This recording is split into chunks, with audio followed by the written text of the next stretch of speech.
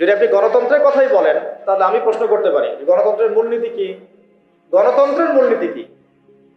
গণতন্ত্রের মূলনীতি হচ্ছে সংখ্যাগরিষ্ঠ মানুষ যা বলবে তাই হক, তাই তো? এই মতবাদ ইসলামের সাথে সাংঘর্ষিক, কিন্তু তারপরেও আপনাদের ভাষায় কথা বলছি, যদি এটাও ধরে নেই যে আপনাদের তর্কের খাতিরে ধরেও নেই যে আপনাদের এই কথাটা ঠিক, আসলে কিন্তু ঠিক না, তর্কের খাতিরে ধরে নিলাম যে আপনাদের এই কথাটা ঠিক, তাহলে আমাদেরকে উত্তর দেন যে বাংলাদেশে বেশিরভাগ মানুষ তো মুসলিম, 90% মানুষ মুসলিম, তাহলে 90% মানুষ মুসলিম, এত বেশি অধিকাংশ মুসলিম প্রধান একটা দেশের রাষ্ট্র ধর্ম ইসলাম কেন হবে না? যেহেতু বেশিরভাগ মানুষ মুসলিম, তাহলে জনসংখ্যা দিয়েও তো আপনি গণতন্ত্রের মূলনীতি রক্ষা করলেন না। ধরেন আমাদের দেশে 16 কোটি মানুষ, তার মধ্যে ধরেন 15 কোটি মুসলিম, তাহলে তো গণতন্ত্রের দাবি যে 15 কোটি মানুষের যা ধর্ম তাই হবে রাষ্ট্র ধর্ম। 15 কোটি মানুষ যদি বলে হ্যাঁ আমরা শরিয়া আইন চাই, ইসলামী রাষ্ট্র চাই, তাহলে তাদের ভোট নিয়ে তো ইসলামী রাষ্ট্র কায়েম করতে হতো। তাহলে আদৌ কি হয়েছে? তাহলে এটা একটা ধোঁকাবাজি হয়েছে।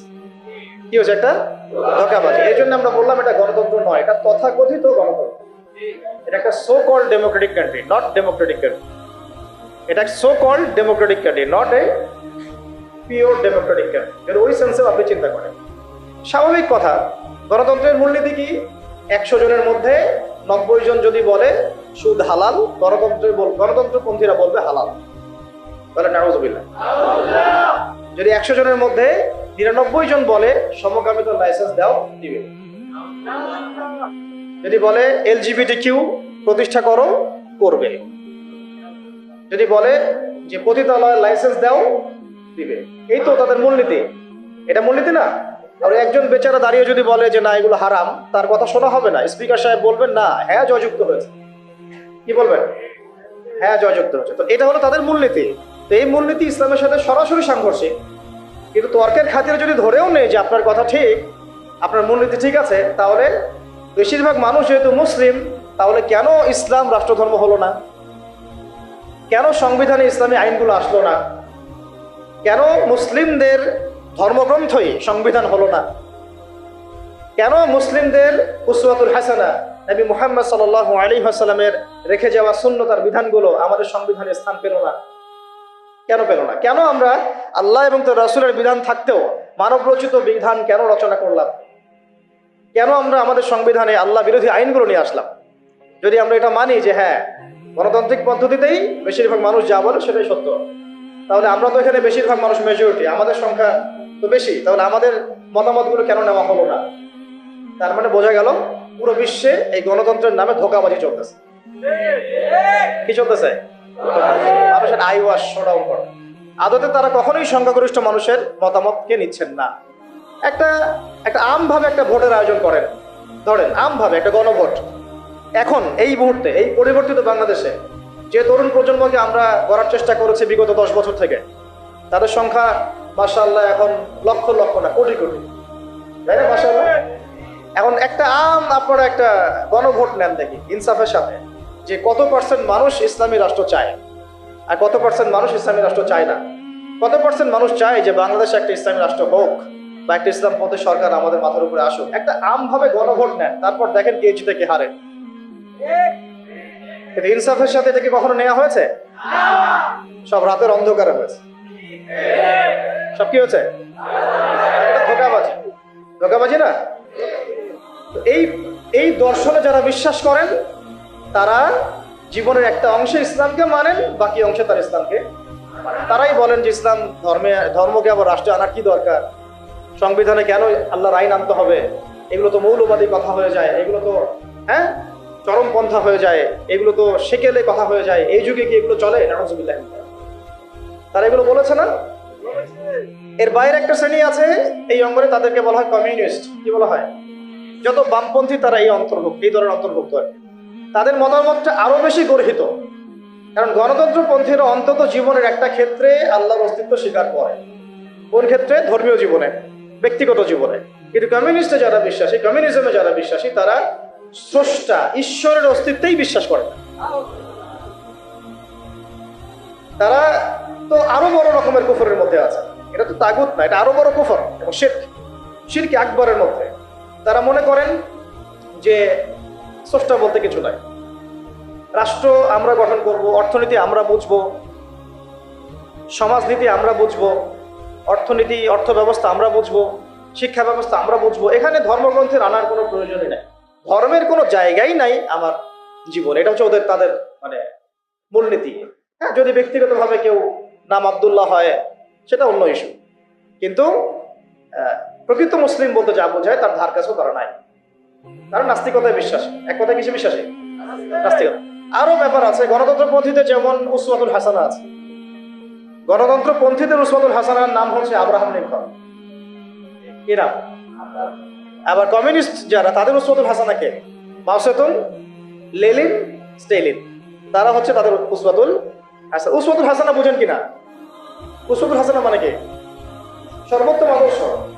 আমাদের উসওয়াতুল হাসানা কে? নবী মুহাম্মদ সাল্লাল্লাহু আলাইহি ওয়াসাল্লাম কি শুধু আমার নামাজের উসওয়াতুল হাসানা? শুধু কি আমার পরিবারের উসওয়াতুল হাসানা? শুধু আমার সমাজের, অর্থনীতির, সংস্কৃতির, শিক্ষা, নাকি পুরো জীবনের?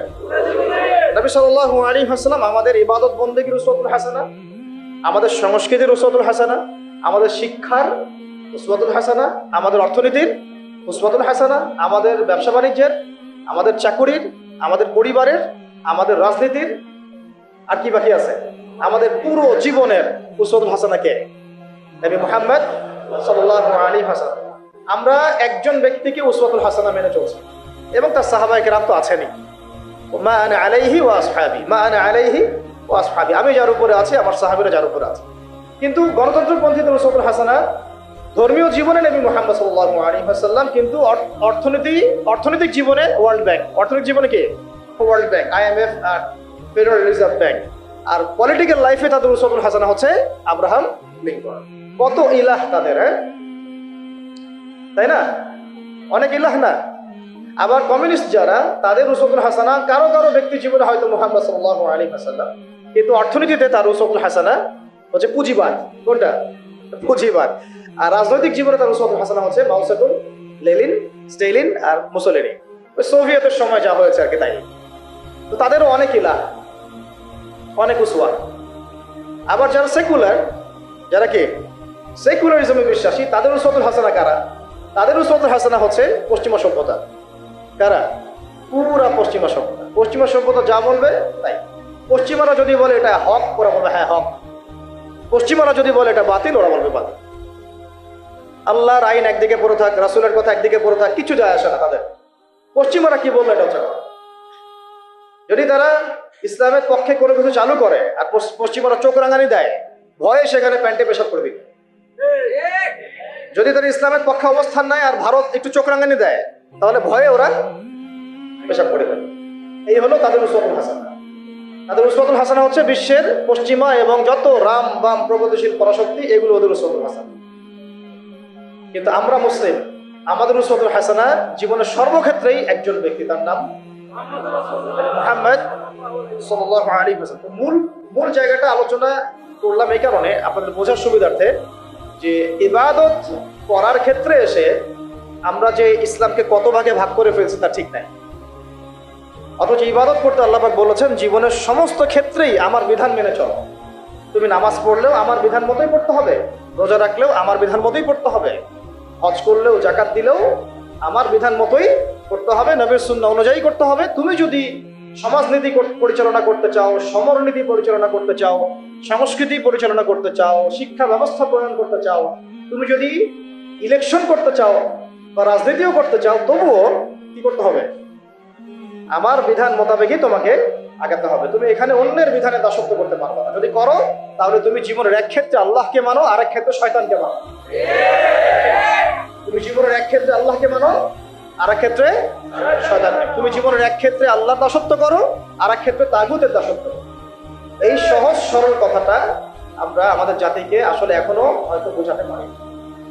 অনেকে বুঝে করে, অনেকে না বুঝে করে। যারা এখন এই রাজনীতিগুলোর মধ্যে আছেন বেশিরভাগই এগুলো বুঝেন না, বেশিরভাগই বুঝেন না। দেখবেন অনেক বড় একটা রাজনৈতিক দলের একজন মুখপাত্র সেদিনই বলে দিলেন যে, দেখেছেন ধর্ম নিয়ে কি ধর্মান্ধতা সৃষ্টি হয়েছে আমাদের দেশে, দেখেছেন ধর্ম নিয়ে কি উন্মাদনার সৃষ্টি হয়েছে, বলেছেন না একজন। ধর্ম নিয়ে উন্মাদনা সৃষ্টি হবে কেন? বরং ধর্মকে আমরা জীবনের সব ক্ষেত্রে প্রতিষ্ঠা করতে চাই। এটার নাম তো উন্মাদনা না, এটা বরং আমাদের উপর ফরজ। এটা আমাদের উপর কি ফরজ? আপনি যদি নামাজ পড়েন তাহলে নামাজের ক্ষেত্রে আল্লাহর বিধান মানা ফরজ না? তাহলে আপনি যদি ব্যবসা করতে যান সেখানে আল্লাহর বিধান মানা ফরজ না? আপনি যদি অর্থনীতি পরিচালনা করতে যান সেখানে কি আল্লাহর বিধান মানা ফরজ না? যদি আল্লাহ পাক আপনাকে রাজনৈতিক ক্ষমতা দেন তো সেখানে ইসলামী বিধান অনুযায়ী, আল্লাহর বিধান অনুযায়ী রাষ্ট্র পরিচালনা করা কি ফরজ না?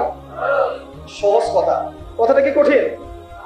খুব সহজ একটা কথা, কিন্তু যে আমি মুসলিম, আমি জীবনের সর্বক্ষেত্রেই আল্লাহর বিধান মেনে চলি। খুবই সহজ সরল কথা।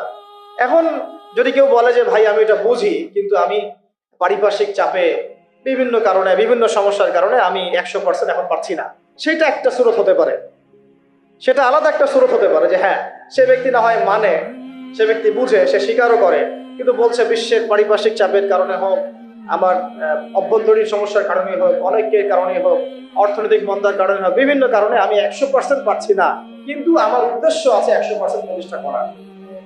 কিন্তু এটা তো আমরা দেখি নাই। দেখেছি কি? আমরা দেখেছি কিভাবে আস্তে আস্তে ওই রাজনৈতিক ক্ষমতাকে কাজে লাগিয়ে ইসলামকে মাইনাস করা হয়েছে। প্রথমে মাইনাস করা হয়েছে রাজনীতি থেকে, তারপরে মাইনাস করা হয়েছে অর্থনীতি থেকে, তারপরে আস্তে আস্তে মাইনাস করা হলো সংস্কৃতি থেকে, তারপরে মাইনাস করা হলো পুরো শিক্ষা সিস্টেম থেকে, তারপরে তারা হস্তক্ষেপ করলো পুরো ধর্মীয় জীবনে, মসজিদের উপরে, মাদ্রাসার উপরে, তাই না? আস্তে আস্তে আস্তে আস্তে ওলামায়ে কেরামকে পর্যন্ত তারা এই জেলের মামলার আসামি, হুমকি ধামকি, গুম খুন, ফাঁসি, কত কি হয়ে গেল। শুরুটা করেছিল তারা রাজনৈতিক ক্ষেত্রে, প্রথমে ইসলামকে মাইনাস করেছে।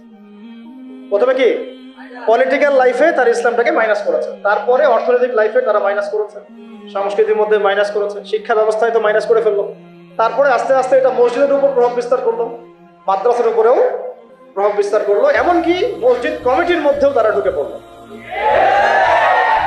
তাহলে আমরা একটা জিনিস বুঝতে পারলাম যে যদি আমরা আমাদের সমস্যার শেকড় ঠিক না করি তাহলে আমার ঘর পর্যন্ত আর ঠিক থাকবে না, তাই না কথা? যদি আমরা ওই সমস্যার গোড়া ঠিক না করতে পারি তাহলে আমার ব্যক্তি জীবন, আমি রাষ্ট্র কায়েম করব। খোলামেলা আলোচনা করতে হবে এখন আমরা কিভাবে একটা ইসলামী রাষ্ট্র কায়েম করব। তার আগে আরো দু একটা কথা আমাদের জানা উচিত যে ইসলামী রাষ্ট্রের এই কনসেপ্টটা নতুন কোনো কনসেপ্ট না। আদম আলাইহিস সালাম আল্লাহর খলিফা ছিলেন, নূহ আলাইহিস সালামও আল্লাহ পাকের বিধান অনুযায়ী তার জাতিকে পরিচালনা করেছেন, ইব্রাহিম আলাইহিস সালামও করেছেন, তাই না? সবাই করেছেন। নবী মুসা আলাইহিস সালাম করেছেন, ইউসুফ আলাইহিস সালাম করেছেন, খাস করে দাউদ আলাইহিস সালাম তিনি আল্লাহ পাকের বিধান দিয়ে জেরুজালেম থেকে 40 বছর বিশ্বকে শাসন করেছেন, করেন নাই? তাহলে এটা কোনো নতুন কনসেপ্ট না। খিলাফার যে কনসেপ্ট, এটা কি নতুন কোনো কনসেপ্ট না। খিলাফা মানে কি? খিলাফা মানে হচ্ছে আল্লাহর জমিনে আল্লাহর দিন প্রতিষ্ঠা করা, যেটাকে আমরা বলি ইকামতে দিন। কি বলে? ইকামতে দিন। যে ব্যক্তি আল্লাহ পাকের জমিনে আল্লাহর দিনকে প্রতিষ্ঠা করে তাকে আমরা বলি খলিফা। কি বলি? যেমন উমর রাদিয়াল্লাহু আনহু খলিফা ছিলেন, আবু বকর রাদিয়াল্লাহু আনহু খলিফা ছিলেন, উসমান রাদিয়াল্লাহু আনহু খলিফা ছিলেন, আলী ইবনে আবি তালেব খলিফা ছিলেন। তারা ছিলেন আল্লাহর খলিফা, মানে তারা আল্লাহর প্রতিনিধি। তারা আল্লাহর জমিনে আল্লাহর বিধান প্রতিষ্ঠা করবেন এবং সেই বিধান দিয়ে বিচার ফয়সালা করবেন। তো এখানে পার্থক্যটা বুঝতে হবে আমাদেরকে যে গণতান্ত্রিক ক্ষেত্রে, ধর্মনিরপেক্ষ রাষ্ট্রে, কমিউনিস্ট রাষ্ট্রে সেখানে আল্লাহর খলিফা নাই। আল্লাহর খলিফা আছে? কারণ সেখানে আল্লাহর বিধান প্রতিষ্ঠার কোনো ফিকির নাই। আর যেখানে আল্লাহর খলিফা নাই সেখানে কার খলিফা থাকবে? সিম্পল কথা, যেখানে আল্লাহর খলিফা নাই সেখানে কার খলিফা? তাগুতের বিধান বাস্তবায়িত করা হচ্ছে। এই পার্থক্যটা আমাদের বুঝতে হবে। এটা নতুন কোনো কনসেপ্ট নয়। আমাদের নবী সাল্লাল্লাহু আলাইহি ওয়াসাল্লাম কি রাষ্ট্র পরিচালনা করেন নাই? তার রাষ্ট্রের নাম কি? না বুঝে বলেন না। তার প্রথম রাষ্ট্রের নাম কি? মদিনা। মদিনা প্রথম ইসলামিক রাষ্ট্রের নাম কি? মদিনা। তারপরে মদিনাকে ভিত্তি করে আস্তে আস্তে আস্তে তিনি মক্কা বিজয় করেছেন। প্রথম ইসলামিক স্টেটের নাম কি? মদিনাতুল মুনাওয়ারা। তো সেখানে কি অন্য ধর্মের মানুষ ছিল না? তাদের অধিকার রক্ষা করা হয়েছে না? তাদের সাথে সনদ হয়েছে না? ইহুদিরা চুক্তি ভঙ্গ করেছে, তখন আমরা আক্রমণ করেছি, কারণ গাদ্দারদের কোনো ক্ষমা নাই। আমরা এই আমাদের অভ্যুত্থান, অভ্যুত্থানের পরে আমরা হয়তো ওই ভারতীয় দালালদেরকে মাফ করে দিচ্ছি, অনেকে গা ঢাকা দিচ্ছে, অনেক খুনের বিচার হচ্ছে না, আমরা অনেক ছাড় দিচ্ছি আর কি। কিন্তু নবী সাল্লাল্লাহু আলাইহি ওয়াসাল্লামের সুন্নাত এটা নয়। তার সুন্নাত হচ্ছে জালেমের উপর দয়া, মানে হচ্ছে মাজলুমের উপর খেয়ানত। জালেমের উপর মারহামাত, মাজলুমের উপরে কি খেয়ানত। নবী সাল্লাল্লাহু আলাইহি ওয়াসাল্লামের সাথে গাদ্দারি করেছে বনু কাইনুকা, নবীজি বের করে দিয়েছে। তাও একজন মুসলিম নারীর সম্ভ্রমহানি করেছিল, তাতেই পুরা বনু কাইনুকাকে বের করে দেওয়া হয়েছে। আর আমরা তো দেখছি যে প্রকাশ্যে সাইফুল ইসলামকে জবাই করা হলো, কোনো বিচার হইল না, তাই না বিষয়টা? তো এটা বনু কাইনুকার ক্ষেত্রে হয়েছে। আবার বনু নাজির নবী সাল্লাল্লাহু আলাইহি ওয়াসাল্লামকে কি করেছিল, উপর থেকে এই যে আপনার চাকতি বুঝেন, চরকি যেগুলো বলে, যিনি বলে জাতা, জাতা যেগুলোতে ধান পিষতো আগেকার মানুষ, এইগুলো উপর থেকে ফেলে আল্লাহ নবীর মাথায় ফেলতে চেয়েছিলেন সাল্লাল্লাহু আলাইহি ওয়াসাল্লাম। এভাবে গুপ্ত হত্যার চেষ্টা করেছিল তারা, বনু নাজির গোত্র। তো এরপরে নবী সাল্লাল্লাহু আলাইহি ওয়াসাল্লাম তাদেরকে আক্রমণ করে অবরোধ করে ওখান থেকে বের করে দিয়েছে। আর বনু কোরাইজা এই আহজাবের যুদ্ধে, খন্দকের যুদ্ধে আমাদেরকে পিছন থেকে ছুরি মারছে। কোরাইশদের সাথে তারা সন্ধি করে আমাদেরকে ভিতর থেকে ক্ষতি করার চেষ্টা করেছিল। নবী সাল্লাল্লাহু আলাইহি ওয়াসাল্লাম তাকে অবরোধ করে ওখান থেকে বের করে দিয়েছেন। কখন আমরা তাদের সাথে চড়াও হয়েছি, যখন তারা আমাদের সাথে গাদ্দারি করছে। তো নবী সাল্লাল্লাহু আলাইহি ওয়াসাল্লামও রাষ্ট্র চালিয়েছেন, মদিনা রাষ্ট্র, সেখানে অমুসলিমদের অধিকার তিনি সুরক্ষিত করেছেন, কিন্তু গাদ্দারদেরকে মাফ করেন নাই, শাতেমে রাসূলকে মাফ করেন নাই, নবীকে যারা গালি দিয়েছেন তাদেরকে মাফ করা হয় নাই। আচ্ছা, নবী সাল্লাল্লাহু আলাইহি ওয়াসাল্লামের মদিনা রাষ্ট্রে কি আল্লাহর আইন ছাড়া অন্য কোন আইন চলেছিল? তাহলে আপনি পার্থক্য বুঝে নেন, আমাদের সাথে তাদের কি পার্থক্য। তাদেরও ভূখণ্ড ছিল, মানে নবী সাল্লাল্লাহু আলাইহি ওয়াসাল্লাম এবং সাহাবীদেরও ভূখণ্ড ছিল, আমাদেরও ভূখণ্ড আছে। তাদেরও সরকার ছিল, আমাদেরও সরকার আছে। তাদেরও সার্বভৌমত্ব ছিল, আমাদেরও আছে। তাদেরও সংবিধান ছিল, আমাদেরও আছে। তাদেরও এই আপনার আর কি লাগে, হ্যাঁ বুঝি নাকি না, ঠিক আছে ওটা বলেছি। আর রাষ্ট্র গঠনের 4টা মৌলিক উপাদান লাগে, ভূখণ্ড, হ্যাঁ ভূখণ্ড, হ্যাঁ মাশাআল্লাহ, ভূখণ্ড, সরকার, সার্বভৌমত্ব এবং জনসংখ্যা। এই 4টা মদিনা রাষ্ট্রেও ছিল, আমাদের বাংলাতেও আছে। পার্থক্য তাহলে কোথায়? ওখানে অমুসলিমদের অধিকার খর্ব করা হয় নাই, কিন্তু এখানে মুসলিমদের অধিকার খর্ব করা হচ্ছে। সেখানে অমুসলিমদের অধিকার পর্যন্ত খর্ব করা হয় নাই। কোথায়? মদিনায়।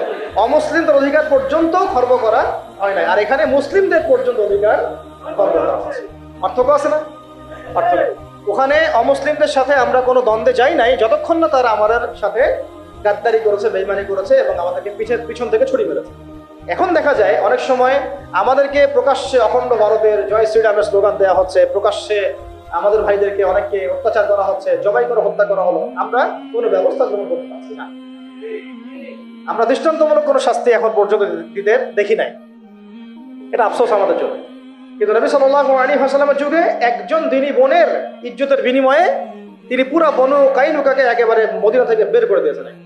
আমরা কিন্তু সেটা করতে পারি না। তারপরে নবী সাল্লাল্লাহু আলাইহি ওয়াসাল্লামের যুগে মদিনায়, ওখানে কি আল্লাহর বিধান ছাড়া অন্য কোনো বিধান দিয়ে রাষ্ট্র চলেছে? তাহলে আমাদের এখানেও সবই আছে, কিন্তু এখানে আল্লাহর বিধান নাই। আল্লাহর বিধান দিয়ে এই রাষ্ট্র পরিচালিত হচ্ছে না।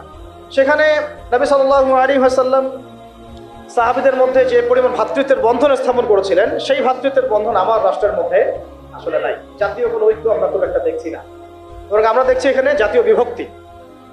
এমনকি মুসলিমদের মধ্যে আমরা শত শত বিভক্তি দেখছি এবং ছাড় না দেওয়ার মানসিকতা দেখছি। আর নবী সাল্লাল্লাহু আলাইহি ওয়াসাল্লামের মদিনা রাষ্ট্র অন্য কোনো পরাশক্তির সামনে মাথা নত করে নাই, করেছিল? কিন্তু আমাদের দেশের কাঠামোটা যেটা, সেটা আমরা কিন্তু বিভিন্ন পরাশক্তির কাছে আমরা দাসত্বের শৃঙ্খলে আবদ্ধ হয়ে গেছি, তাই না? আবার নবী সাল্লাল্লাহু আলাইহি ওয়াসাল্লামের মদিনা রাষ্ট্র বিশ্বের বুকে মাথা উঁচু করে একদম স্পষ্ট স্বাধীন রাষ্ট্র ছিল। আমরা কিন্তু বিশ্বের বুকে মাথা তুলে এখন পর্যন্ত সেই স্বাধীনতা অর্জন করতে পারি নাই। সত্যি কথা এটাই। নবী সাল্লাল্লাহু আলাইহি ওয়াসাল্লামের মদিনা রাষ্ট্র ছিল এমন একটা কাঠামো যার উপর দাঁড়িয়ে তিনি গাজওয়া এবং সারিয়া অভিযানগুলো করেছেন, জিহাদ এবং দাওয়াতের মাধ্যমে আরো বড় পরিসরে দিন প্রতিষ্ঠা করেছেন। কিন্তু আমাদের রাষ্ট্রগুলো, ইসলামী রাষ্ট্রগুলোর মধ্যে কিন্তু এইরকম গাজওয়া বা সারিয়া এই অভিযানগুলোতে অংশ নেওয়ার মতো কোনো সুযোগ পাওয়া যায় না। নবী সাল্লাল্লাহু আলাইহি ওয়াসাল্লামের মদিনা রাষ্ট্রে কোনো মাজলুম তার অধিকার খর্ব হতো না। আমরা এখানে দেখছি যে মাজলুমের অধিকার খর্ব হতেই আছে আর হতেই আছে, আর জালেম পার পেয়ে যাচ্ছে। নবী সাল্লাল্লাহু আলাইহি ওয়াসাল্লামের মদিনা রাষ্ট্রে কোনো খেয়ানত ছিল না, আমানতদারিতা ছিল, তাই না? কোনো দুর্নীতি ছিল না, ইনসাফ ছিল। কিন্তু আপনি আমাদের রাষ্ট্রগুলোতে দেখবেন উপর থেকে নিচ পর্যন্ত খালি খেয়ানত, জুলুম আর দুর্নীতি। মৌলিক অনেক পার্থক্য আছে না? সর্বোপরি নবীজির মদিনা রাষ্ট্র ছিল একটা খিলাফা স্টেট। কি স্টেট? খিলাফা স্টেট, যেখানে জনগণ এবং সরকার সবাই আল্লাহর কাছে জবাবদিহিতায় বাধ্য, এবং সেই রাষ্ট্র পরিচালিত হয়েছিল শরিয়া আইন দ্বারা, অর্থাৎ কোরআন এবং হাদিসের বর্ণিত আইন দ্বারা। নবীজি বলতেন যে আমার মেয়ে ফাতিমাও যদি চুরি করে তবুও আমি তার হাত কেটে ফেলব, তাই না? আর আমাদের এই কাঠামোগুলোর মধ্যে আমরা দেখছি যে কোরআন এবং হাদিসের আইনের কোনো তোয়াক্কাই করা হচ্ছে, বরং এমন কিছু আইন আমরা চাপিয়ে নিয়েছি নিজেদের উপরে যেগুলোতে বাদীও মরে যায়, বিবাদীও মরে যায়, মামলা মরে না। কাউকে হ্যারাস করতে চাইলে দুই একটা মিথ্যা মামলা দিলেই বাস সারা জীবন সে জেলের মধ্যে পচে মরে। যে কাউকে হ্যারাস করা যায়, যাকে তাকে গুম করা যায়, যাকে তাকে ক্রস ফায়ার দেওয়া যায়, মিডিয়াকে নিজের ইচ্ছা মতো চালানো যায়, ঠিক আছে, ইসলাম বিদ্বেষ ছড়ানো যায়। হ্যাঁ, তথাকথিত মুনাফেক, তথাকথিত না, এগুলো পাক্কা মুনাফেক, পাক্কা মুনাফেকদেরকে দিয়ে টকশো করানো যায়, ঠিক আছে, দিয়ে ইসলাম বিদ্বেষ ছড়ানো যায়, শিক্ষা থেকে ইসলামকে উঠানো যায়, সংস্কৃতি থেকে ইসলামকে উঠানো যায়, মানুষকে সুদ খাওয়ানো যায়, পুরো জাতিকে মায়ের সাথে জেনা করানো যায়, তাই না? এবং নিজের ক্ষমতা টিকিয়ে রাখার স্বার্থে মুশরিকদের দাসত্ব করা যায়, মুশরিকদের দাসত্ব করা যায়। তো এই রাষ্ট্র ব্যবস্থাগুলোর মৌলিক পার্থক্যকে আমরা বুঝতে পারছি যে মদিনা রাষ্ট্র কিরকম একটা পবিত্র এবং প্রামাণ্য একটা রাষ্ট্র ছিল, স্বতন্ত্র, স্বাধীন, সার্বভৌম একটা রাষ্ট্র ছিল, যে রাষ্ট্র এবং জনগণ আল্লাহ ছাড়া কাউকে ভয় করতো না, তাই না? এবং সেই রাষ্ট্রটাকে ভিত্তি করে নবী সাল্লাল্লাহু আলাইহি ওয়াসাল্লাম দাওয়াত এবং জিহাদের মধ্য দিয়ে আস্তে আস্তে রাষ্ট্রের আয়তন বাড়িয়েছেন, জনসংখ্যা বেড়েছে, ইসলাম প্রসারিত হয়েছে। এবং যেই মক্কায় 13 বছর আমরা জুলুমের শিকার ছিলাম, সেই মক্কা আমরা বীরের বেশে জয় করলাম, তাই না? শুধু কি সেখানেই থেমে গেলাম? সেখানে সেটাকে ভিত্তি করে আবার আবু বকর রাদিয়াল্লাহু আনহু, ওমর, ওসমান, আলী, 4 খলিফার যুগে ইসলাম অর্ধেক বিশ্ব পর্যন্ত ছড়ায় গেল। একদম ওই আপনার স্পেন থেকে, পর্তুগাল থেকে নিয়ে চায়না পর্যন্ত, এদিকে আপনার কি বলবো আফ্রিকা থেকে নিয়ে একেবারে সাইপ্রাস থেকে শুরু করে আফগানিস্তান, পাকিস্তান, সিন্ধু পর্যন্ত পুরো কন্টিনেন্টটা ইসলামের ছায়াতলগত হলো না 4 খলিফার সময়? ওই খেলাফা রাষ্ট্রের উপর দাঁড়িয়ে রয়েছে। ওইটা আমাদের ইতিহাস, এটা আমাদের শেকড়, আমরা এই জাতি ছিলাম। সেখান থেকে আমরা কোথায় আসছি একটু চিন্তা করতে পারছেন?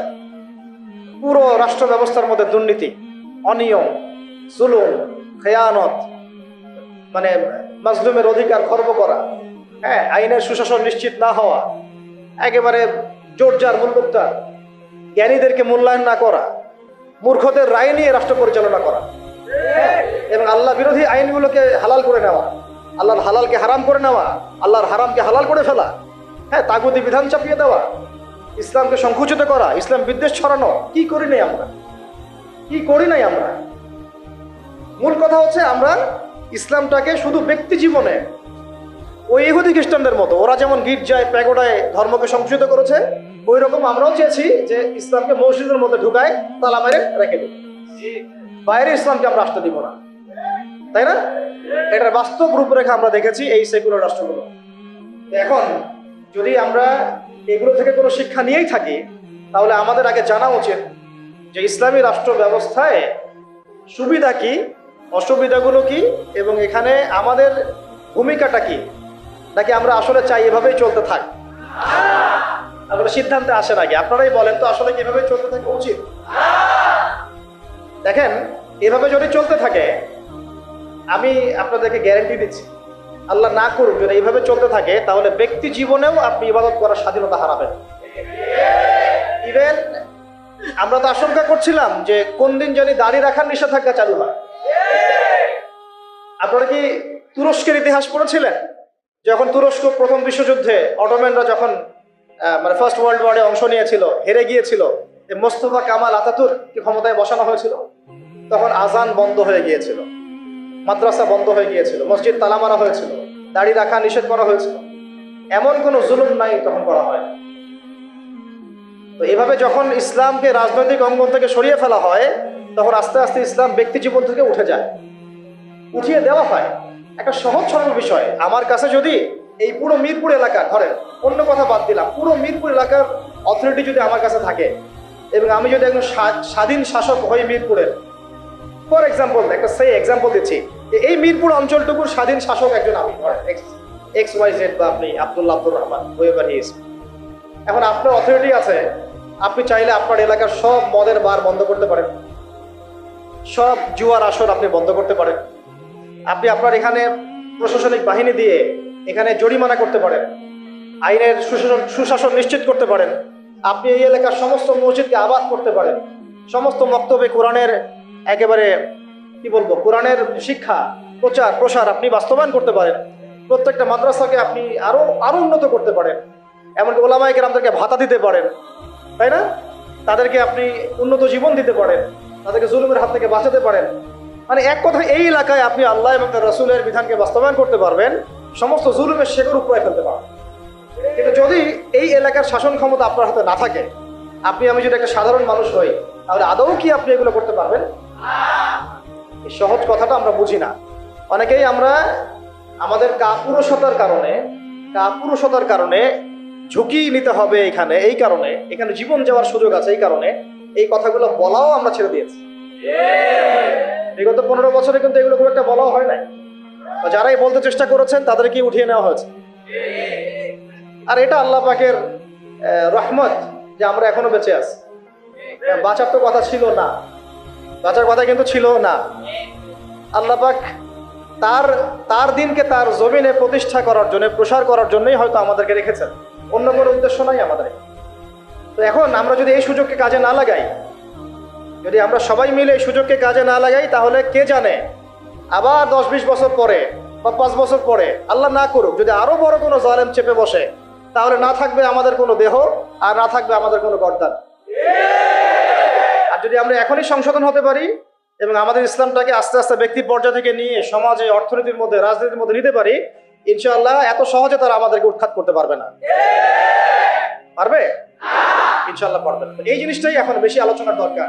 তাহলে এখন আসেন, একটা বিষয় একটু আপনাদের সামনে স্পষ্ট করতে চাই, যে খালি পয়েন্টস গুলো বলবো, বিস্তারিত আপনাদেরকে বলতে হবে না, আপনারা বুঝতেছেন, আমি বুঝতে পারছি। শুধু পয়েন্ট গুলো বলবো যে কি কি সুফল হতে পারে যদি একটা ইসলামিক রাষ্ট্র ব্যবস্থা আমাদের মাথার উপরে আসে, বা একটা ইসলামপন্থী গভর্নমেন্ট আমাদের মাথার উপরে আসে, তাহলে আমরা কি কি সুবিধা পাইতে পারি। অনেকে হয়তো মনে করেন যে এটা থাকলেও যা, না থাকলেও না। অনেকে আবার এগুলো নিয়ে আলোচনা করেন না, বা করেন না, এতে করে এটা মাথা থেকে মাইনাস হয়ে গেছে। একটা বিষয় বুঝেন, এটা আসলে আমার একটা বুঝ আর কি, নিজের মতো করে বলছি আর কি। একটা বিষয় কি, একটা বিষয়ের অভিজ্ঞতা মানুষের না থাকলে সেই বিষয়টার মর্ম, এহমিয়ত কিন্তু মানুষ বুঝেন। যেমন ধরেন, আমরা যারা এখনো কক্সবাজারে কেউ যায় নাই, তাকে আপনি যতই বলেন যে সমুদ্রটা এমন, সমুদ্রটা ওই রকম, সমুদ্রের পাড়ে দাঁড়ালে এমন হয়, ওইখানে এত এইরকম বাতাস থাকে, মেরিন ড্রাইভ রোডটা এইরকম, সে কিন্তু কল্পনায় আনবে, কিন্তু সে কিন্তু উপলব্ধি করতে পারবে। বুঝতে পারছি কথা? সিমিলারলি আপনি শুনেছেন যে মদিনা এমন, মক্কা এমন, কখনো যান নাই, আপনি কিন্তু উপলব্ধি করতে পারবেন না। রাষ্ট্র ক্ষমতায় আমরা দাড়ি টুপিওয়ালা মানুষরা সংখ্যা গরিষ্ঠতা নিয়ে, হ্যাঁ, একেবারে পুরা রুটির টুকরাটা আমরা কখনো পাইনি এ পর্যন্ত। পেয়েছে কি বিগত প্রায় 50, 60, 70 বছরে? তাহলে আমরা কিভাবে জানবো যে সেটার এহমিয়তটা কি, সেটার গুরুত্বটা কি, সেটা থাকলে আমরা কি করতে পারি? ওটা তো আমার অভিজ্ঞতা নাই, তো আমার কি নাই, আমার অভিজ্ঞতা নাই তো। কিন্তু দেখেন, সেকুলারদেরকে দেখেন, এই ডেমোক্রেটিক সিস্টেমে যারা আছে তাদেরকে দেখেন, তারা কেউ 5 বছর থাকছে, কেউ 10 বছর থাকছে, কেউ 15 বছর থাকছে। তারা বুঝেছে যে তার মজাটা কি, এবং সেটা থাকলে সে কি করতে পারবে। তারা তো কেউ আল্লাহর বিধানের জন্য সেখানে যায় নাই। কেউ গিয়েছে ধরেন যে 10 বছর লুটপাট করেছে, জুলুম করেছে, দুর্নীতি করেছে, বিদেশে টাকা পাচার করেছে, যে মেয়েটাকে পছন্দ হয়েছে উঠাই নিয়ে আসছে, ঠিক আছে, ধর্ষণের সেঞ্চুরি করছে, ওই ক্ষমতা কাজে লাগায় সে হল দখল করছে, জমি দখল করছে, ব্যাংক দখল করছে, কোম্পানি দখল করছে। সে ওই মজাটা বুঝছে, ক্ষমতার মজা কি, ওর অর্থে মজা বললাম আর কি, ঠিক আছে। সে বুঝতে পারছে যে হ্যাঁ, ক্ষমতা থাকলে আমার এই জিনিসগুলো আমি তো পাবো। এই জন্য দেখেন, 1000 মাইর খাইলেও, 1000 বার মাইর খাইলেও, নেতাকর্মী জীবন দিলেও, সে ওই রাজনীতি থেকে সরে যায় না, তাই না? 10 বছর মাইর খায়, আবার আসে না, আমাকে চাইতে হবে ওখানে, আর ওখানে কি মজা আমি তো জানি। ওইটা যদি একবার পাই তাহলে আমি আবার এইগুলা পাবো, তাই না বিষয়টা? তো ওদের একটা উদাহরণ দিয়ে বুঝালাম। এই জন্য দেখেন, তারা তাদের এই রাজনৈতিক মুভমেন্ট থেকে কখনো সরে যায় না। সরে যায় কখনো? যায়নি, যায় না, যাবেও না। কারণ তারা ওর অভিজ্ঞতা অর্জন করেছে, তারা ওর মজাটা বুঝেছে। কিন্তু আমরা কখনো ওখানে গিয়ে আল্লাহর বিধান কি কায়েম করতে পেরেছি? আমরা তো ওখানে গিয়ে ন্যায় বিচার, ইনসাফ, হ্যাঁ, তারপরে আপনার আল্লাহর বিধান, শরিয়া আইন, তারপরে হুদুদ, কিসাস, এই যে বিষয়গুলো আমরা তো বাস্তবায়ন করতে পারি নাই। আমাদের ওই অভিজ্ঞতাটা নাই, তো এই কারণে আমাদের মধ্যে থেকে আলোচনা উঠে গেছে আস্তে আস্তে, খুব কম, লিমিটেড। কিন্তু আমরা যদি একবার ওখানে যেতে পারি তখন দেখবেন আপনারাও বা আমরা ওইটা ছাড়তে চাবো না। কারণ আমরা জানি ওখানে গেলে ইসলামকে কত বড় পরিসরে কায়েম করা যাবে ইনশাআল্লাহ, তাই না? আমরা ইসলামিক সেন্সে বলছি, আমরা ওখানে গেলে বুঝতে পারবো যে আমরা কত বড় পরিসরে ইসলামের খেদমত করতে পারবো ইনশাআল্লাহ। যেহেতু আমরা যেতে পারি নাই, তাই আমাদের মধ্যে ওই অভিজ্ঞতাটা কিন্তু এখন অর্জিত হয় নাই। এই কারণে আলোচনাগুলোর দরকার যে ওখানে গেলে কি পেতে পারে বা সুফলটা কি হতে পারে, আর না গেলে কি কুফলগুলো হচ্ছে। আর শুধু পয়েন্টগুলো বলবো। 1 নাম্বার, যদি একটা ইসলামিক সরকার আমাদের মাথার উপরে আসে এবং একটা ইসলামপন্থী রাষ্ট্র আমরা সামনে কায়েম করতে পারি, সামনে বলতে হতে পারে 5 বছর পরে, 10 বছর পরে, যদি কায়েম করতে পারি ইনশাআল্লাহ, ইনশাআল্লাহ, তাহলে সর্বপ্রথম আমরা পুরো দেশে সালাত কায়েম করতে পারবো। সালাত কায়েম করতে পারবো, কায়েম কায়েম। আমরা এখন নামাজ পড়ি, তাই না? নামাজ কায়েম করি ব্যক্তি জীবনে, পারিবারিক জীবনে, কিন্তু আমরা জাতিগতভাবে কিন্তু নামাজ কায়েম করতে পারি না। আপনি তো চার্জ করতে পারছেন না। আমাদের মুরব্বী ওলামায়ে কেরাম অনেকে এখানে আছেন, যে কয়েক বছর আগেই মদিনায় যারা নামাজ পড়তো না, দোকান খোলা থাকতো না আমাদের সময়, তাদেরকে ধরে নিয়ে যাইতো না, গারামা দিত, গারামা, জরিমানা, অনেকে তো পিটাইতো, জেলও দিত, অনেকে ওই মরুভূমিতে গিয়ে রেখে দিয়ে আসতো, হাইটা হেঁটা আয় শাস্তি। মানে নামাজ যদি রাষ্ট্র চায় তাহলে জনগণকে পড়াতে পারে। রাষ্ট্র যদি চায় জনগণকে মার্কস পড়াইতে পারে না? পারে না? হ্যাঁ, তো রাষ্ট্র যদি চায় তাহলে জনগণকে নামাজও পড়াইতে পারবে ইনশাআল্লাহ। আর যারা বুঝে না তাদেরকে শিখাইতে পারবে, যারা নামাজ পড়তে জানে না তাদেরকে আমরা ইসলামিক সেন্টারে পাঠাইতে পারবো, তরবিয়ত দিতে পারবো, ওলামায়ে কেরামের সোহবতে নিয়ে এসে শিখাইতে পারবো, তাই না? কিন্তু আপনি এটা রাষ্ট্রীয় উদ্যোগে এখন আর করতে পারবেন, এটা ব্যক্তি জীবনে সীমাবদ্ধ হয়ে থাকে তখন। তো ব্যক্তি জীবনে থাকলে তো আপনি পড়লেও কি মানে পড়লে কেউ চার্জ করার নাই, না পড়লেও কেউ চার্জ করার নাই, এটা আপনার ব্যক্তিগত বিষয়ের সাথে নিসবত হয়ে গেল। কিন্তু জাতিগতভাবে কিন্তু নামাজ কায়েম হলো না। কিন্তু নবী সাল্লাল্লাহু আলাইহি ওয়াসাল্লাম কি মসজিদে কোনো সাহাবী না আসলে বা আসতে না পারলে খোঁজ দিতেন না? উমর রাদিয়াল্লাহু আনহু খোঁজ দিতেন না?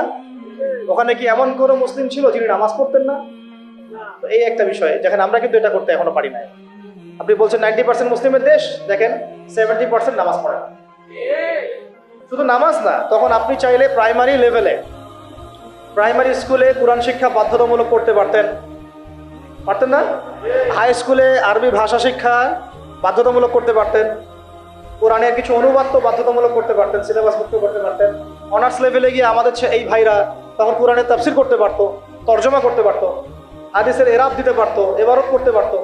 তারা কি পারে? 95%ই পারে না।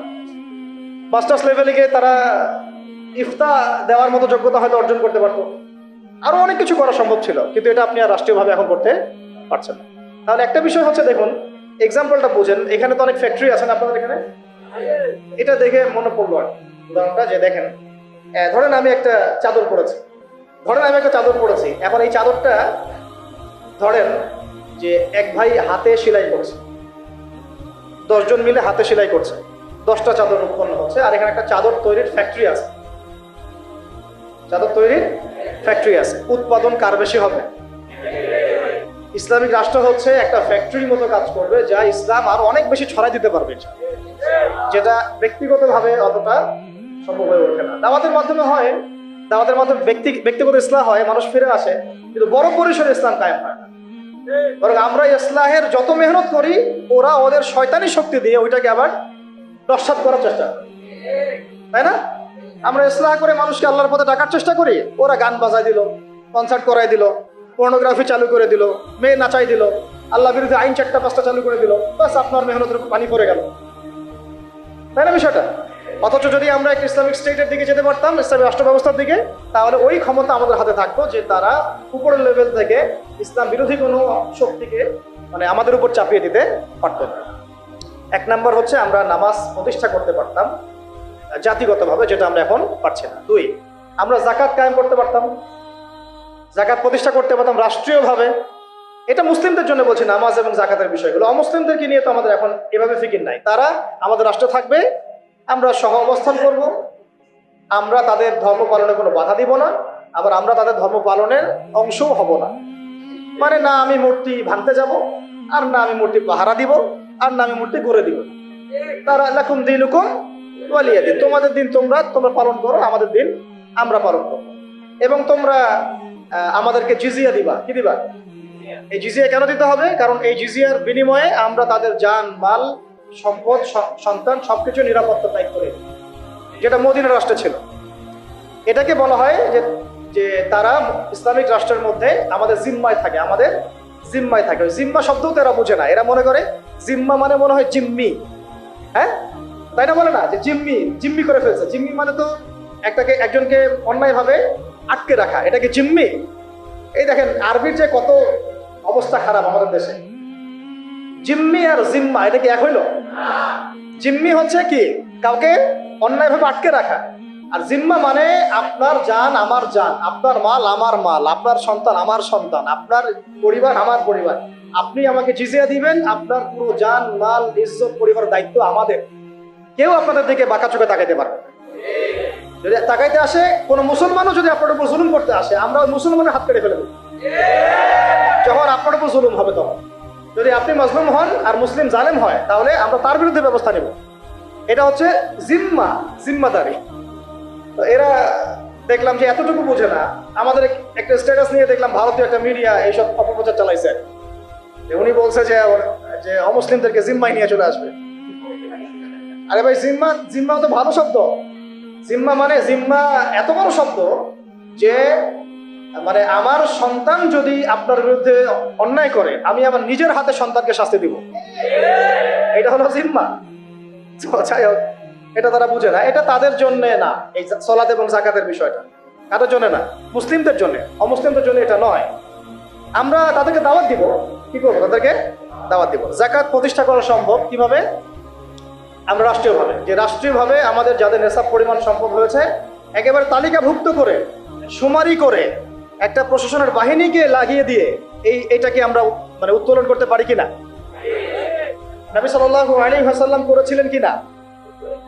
আবু বকর সিদ্দিক, ইবনুল খাত্তাব বিন আফফান, উসমান বিন আফফান, আলী ইবনে আবি তালেব, তারা করেন নাই?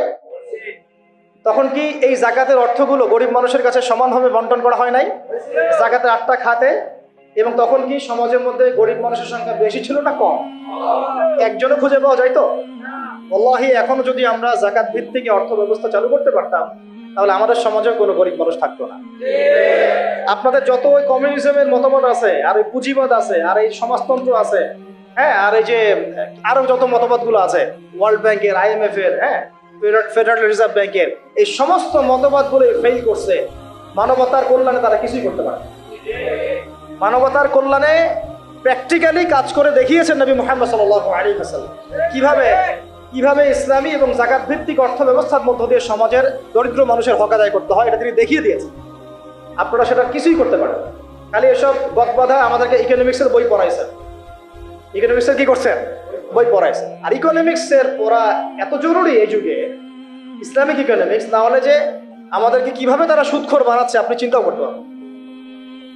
সাম্য তো কায়েম করতে পারেনই নাই, ইনসাফ তো করতে পারেনই নাই, বরং মানুষকে খাইয়েছেন রিবা, সুদ, ঘুষকে জায়েজ করছেন, দুর্নীতি হয়েছে, টাকার মান কমানো বাড়ানো নিয়ে ইনফ্লেশন করেছেন, গরিবের রক্ত চুষে খাইছেন। হ্যাঁ, একটা অংশ দিন দিন ধনী হয়েছেন, বাকি অংশকে গরিব বানাইছেন। মানুষের রক্তচোষা, শ্রমিকদের রক্তচোষা, গরিবদের রক্তচোষা অর্থনীতি দিয়েছেন মানুষকে। এবং এর ফলে মানে বৈশ্বিক জুলুম আপনারা প্রতিষ্ঠা করেছেন এই অর্থনীতি সিস্টেমের মধ্যে। এইটা নিয়ে কথা বলতে গেলে আমার 1 ঘন্টা সময় লাগবে, এটা আমি অন্য একদিন বলবো ইনশাল্লাহ। শুধু এই টপিকের উপর কথা বলবো ইনশাল্লাহ, যে বর্তমান অর্থ ব্যবস্থা ধোঁকাবাজি। বর্তমান অর্থ ব্যবস্থার, অর্থনৈতিক সিস্টেমের ধোঁকাবাজি আপনি শুনলে আপনার চোখ কপালে চলে যাবে।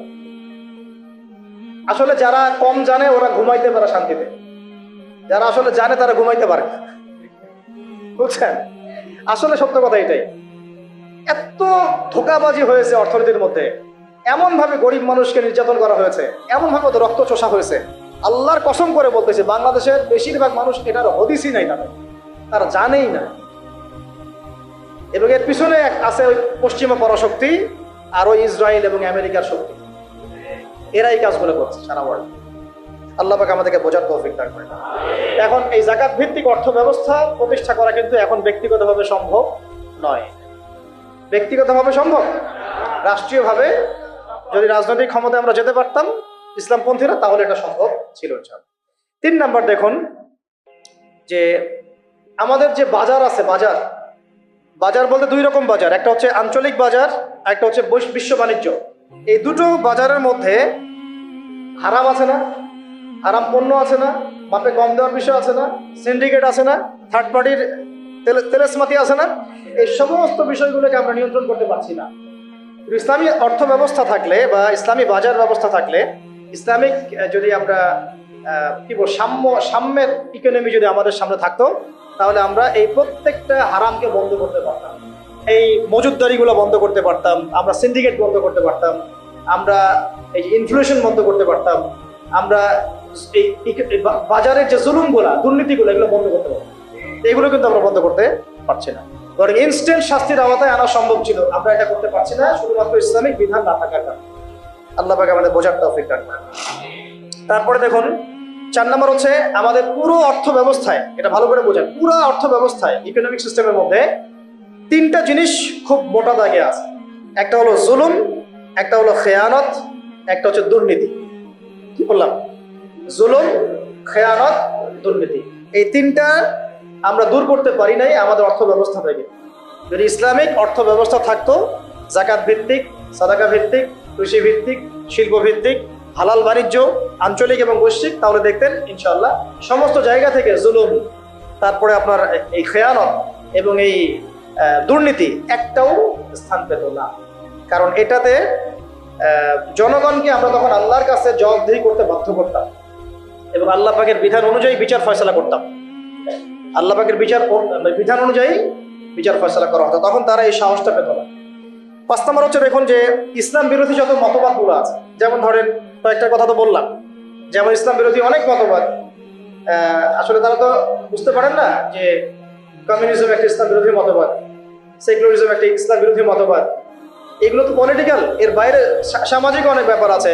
যেমন ইসলাম বিরোধী বিভিন্ন মতবাদ সংস্কৃতি, কাদিয়ানি মতবাদ ধরেন, তারপরে ইসাই মুসলিমদের ফিতনা, ইসলাম বিরোধী যত মতবাদ, যেমন এই কমিউনিজম বা so-called communism, so-called democracy, so-called secularism, বা এই যে LGBT, তারপরে রিবা, কাদিয়ানি মতবাদ, এনজিওদের সুদের ফিতনা, ইসাই মুসলিমদের ফিতনা, যত ইসলাম বিরোধী মতবাদগুলো আছে, এইগুলোকে রাষ্ট্রীয়ভাবেই আস্তে আস্তে আস্তে মিটিয়ে ফেলা সম্ভব ছিল। কিন্তু ইসলামী রাষ্ট্র ব্যবস্থা না থাকলে এটাকে আপনি মেটাতে পারবেন না, বরং তারা সমাজে আধিপত্য বিস্তার করার চেষ্টা করবে এবং তারা ফ্লুয়েন্টলি তাদের মিশনে কাজ করতে শুরু করবে, যেটা আমরা দেখেছি তারা কাজ করছে। কাদিয়ানীদেরকে কেউ ঠেকাচ্ছে কি? না। ইসাই মুসলিমদের ফেতনা কি কেউ ঠেকাতে পারছি? আমরা হয়তো দাওয়াত দিতে পারছি, বুঝাতে পারছি, ওদের এলেমের এগেনস্টে আমরা আমাদের এলেম জাহির করতে পারছি, মোনাজারা হচ্ছে, কিন্তু ওদের উপর কোনো কঠোর ব্যবস্থা কিন্তু আমরা গ্রহণ করতে পারছি না। ওটা ব্যক্তিগতভাবে সম্ভব হচ্ছে না, কিন্তু রাষ্ট্র থাকলে আমরা পারতাম।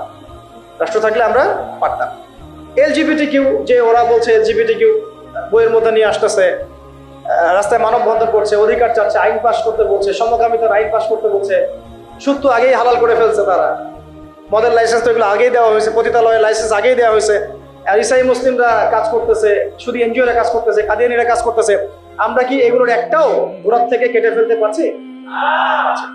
তো এটা আমরা পারতাম যদি আমাদের কাছে ইসলামী শাসন ব্যবস্থা বা ইসলামী একটা ইমারা বা একটা খেলাফা রাষ্ট্র থাকতো। এই জিনিসগুলো আমাদেরকে বুঝতে হবে। আল্লাহ পাকের বোঝার তৌফিক দান। কয়টা বলছি? 5টা। 6 নম্বরটা খুব বেশি ইম্পর্টেন্ট। এটা আমাদের জন্য খুব বেশি ইম্পর্টেন্ট এই কারণে যে এটা জাতির মেরুদণ্ড। আমাদের জাতির মেরুদণ্ড কি? শিক্ষা। এখন আসেন একটু পিছনে ফিরে তাকান, বিগত 30, 40, 50 বছরে, বিগত 30 থেকে 40 বা 50 বছরে জাতীয় শিক্ষা ব্যবস্থার মধ্যে ইসলাম কতটুকু আছে আর কতটুকু নাই? আদৌ কি আছে? জাতীয় শিক্ষা ব্যবস্থা, আমি কিন্তু মাদ্রাসা শিক্ষার কথা বলছি না। আচ্ছা, মাদ্রাসা শিক্ষা ব্যবস্থা প্রণয়ন করতে হলো কেন? কারণ জাতীয় শিক্ষা ব্যবস্থার মধ্যে ইসলাম নাই, তাই। মাদ্রাসাগুলো না থাকলে তো ইসলাম মিটাই ফেলতো তারা। মাদ্রাসাগুলো না থাকলে কি করতো? ইসলাম মিটাই ফেলতো। তো মাদ্রাসার খেদমত তো একটা সুরত। আমার দেশের 80%, 90% মানুষ মুসলিম, কোটি কোটি ছেলে মেয়ে স্কুলে পড়াশোনা করে, কলেজে পড়াশোনা করে, ইউনিভার্সিটিতে পড়াশোনা করে। আচ্ছা, তাদের কি মৌলিক অধিকার না যে তারা প্রাইমারি স্কুলে কোরআন শিখবে, হাই স্কুলে তারা অন্তত আরবিটা শিখবে, ফরজে আইনের জ্ঞান জানবে, হাদিস শিখবে, সিরাত শিখবে, কোরআন অনুবাদ করতে পারবে বা কোরআনের তাফসীর করতে পারবে, অথবা তারা ফিকহ বা উসুলের জ্ঞানগুলো অর্জন করবে, মুফতি হবে, মুহাদ্দিস হবে, মুফাসসির হবে। এই অধিকার কি আমাদের এই কোটি কোটি ছেলের নাই, মেয়েদের নাই? আমরা শিক্ষাকে একদম সেকুলার করে ফেলছি।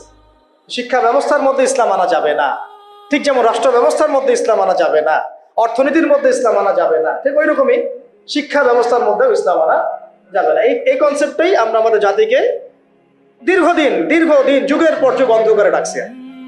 এই জন্য দেখা যায় একজন এমপি সাহেব কোরআন তেলাওয়াত করতে পারে না, একজন বিসিএস ক্যাডার সূরা ফাতিহা পড়তে পারে না, একজন বুদ্ধিজীবী টকশো ফাটায় ফেলতেছে, একদম টকশো থেকে একদম কি একটা অবস্থা, টেবিল থাপড়ায় থাপড়ায় কথা বলছে, কিন্তু এদিকে সে হুজুর ফরজ বলতে পারে না। হ্যাঁ, এইভাবে আমরা আমাদের সমাজটাকে একদম ধ্বংস করে ফেলছি। এই জায়গায় কথা বলতে গেলে আমি একটু উত্তেজিত হয়ে পড়ে আছি। আমরা আমাদের সমাজের শিক্ষাটাকে একদম ধ্বংস করে ফেলছি, একেবারে ধ্বংস করে ফেলছি। আমাদের আর্মি অফিসারদের কি এই অধিকার ছিল না যে তারা কোরআনে হাফেজ হবেন, তারা মুহাদ্দিস হতে পারবেন, মুফতি হতে পারবেন? হ্যাঁ, নবী সাল্লাল্লাহু আলাইহি ওয়াসাল্লামের যুগে যারা ফ্রন্টলাইন সোলজার, ফ্রন্টলাইন মুজাহিদ, তারা কি মুফতি ছিলেন না, মুহাদ্দিস ছিলেন না, কারি ছিলেন না, হাফেজ ছিলেন না? তাহলে আমাদের তো তারা ফ্রন্টলাইন যোদ্ধা, তাদের মধ্যে কয়জন হাফেজ, কয়জন আলেম, কয়জন কারি, কয়জন মুফতি, কয়জন মুহাদ্দিস? অথচ তাদেরকে এগুলো শিখতে দেওয়া হয় নাই। তারা এগুলো শিখে যদি আবার আল্লাহর পথে ফিরে আসে, তারাই যদি আবার ইসলামী রাষ্ট্রের কথা বলে। র্যাবের ভাইদের অধিকার ছিল না, পুলিশের ভাইদের অধিকার ছিল না, আমাদের বিজিবির ভাইদের অধিকার নাই? সবার অধিকার ছিল। বুদ্ধিজীবীদের, আমাদের ব্যবসায়ীদের, আমাদের যে আওয়াম জনগণ যারা, সবার অধিকার ছিল না? এই যে তোমরা যারা জেনারেল লাইন স্টুডেন্ট, তোমাদের অধিকার ছিল না? শিক্ষা দেওয়া হয় নাই। কিন্তু আমরা তাদেরকে মেসেজ দিতে চাই যে আপনাদের এটা শেখার পূর্ণ অধিকার আছে, এবং আপনারা যদি এগুলো শিখে আল্লাহকে চিনতে শিখেন, রাসূলকে চিনতে শিখেন, এবং ইসলামিক রাষ্ট্রের গুরুত্ব তাৎপর্য বুঝতে শিখেন, আল্লাহ পাক আপনাদেরকে এই যুগের খালিদ আর ওমর বানাই দেবে ইনশাআল্লাহ। এবং আপনারাই ইনশাআল্লাহ আজকার কাল হোক, আপনারাই বলবেন যে এই রাষ্ট্রটা যেন ইসলামী রাষ্ট্র হয়।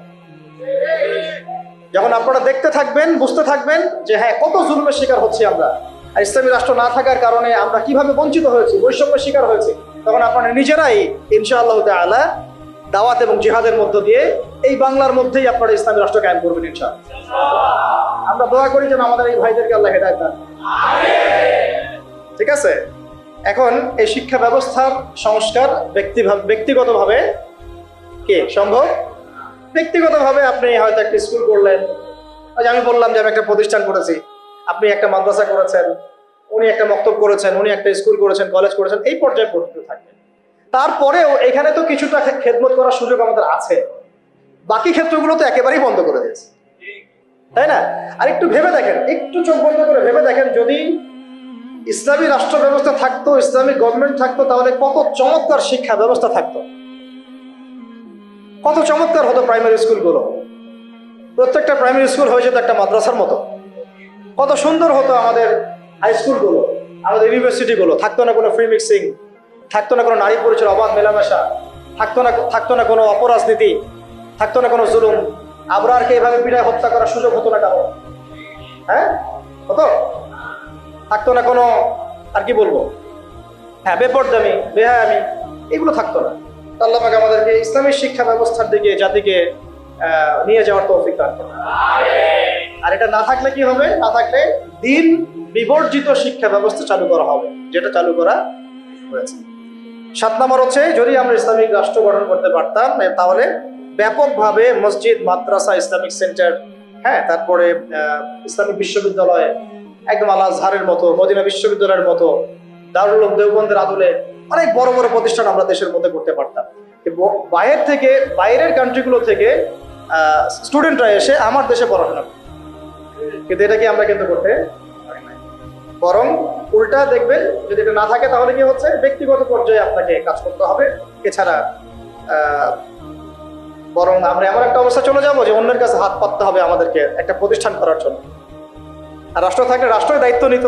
টিচারদের বেতন দিবে রাষ্ট্র, ওস্তাদদের বেতন দিবে রাষ্ট্র, ইমাম সাহেবের বেতন দিবে রাষ্ট্র, তাদেরকে গাড়ি দেওয়া হবে, তাদেরকে ফ্ল্যাট দেওয়া হবে, তাদের তো অধিকার আছে, তাদেরকে রেশন দেওয়া হবে, তাদেরকে দেশের সম্পদ হিসেবে গড়ে তোলা হবে এবং জাতির আকীদা আমলের সংস্কারের জন্য তাদেরকে রাষ্ট্র কাজে লাগাবে।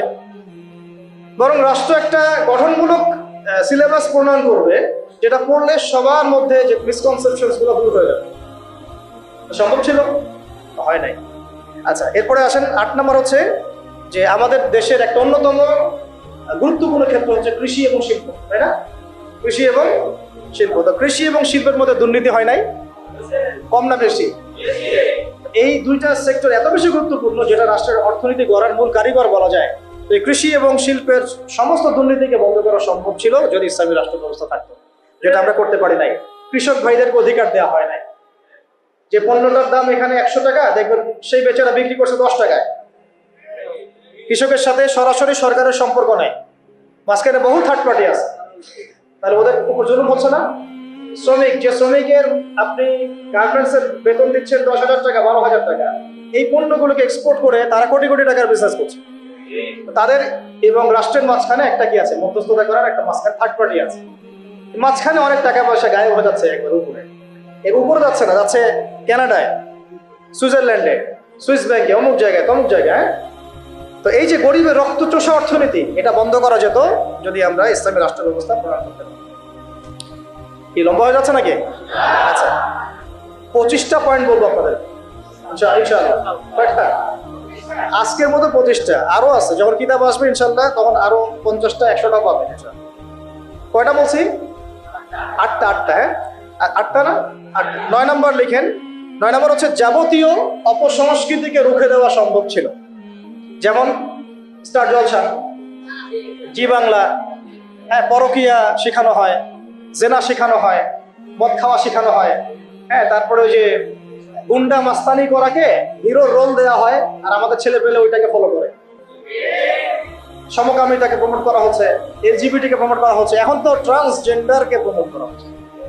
এই জিনিসগুলোকে এবং পর্ন সাইটগুলা এগুলোকে বন্ধ করা সম্ভব ছিল রাষ্ট্রীয় উদ্যোগে, কিন্তু আপনি ব্যক্তিগত উদ্যোগে এটা করতে পারবেন না।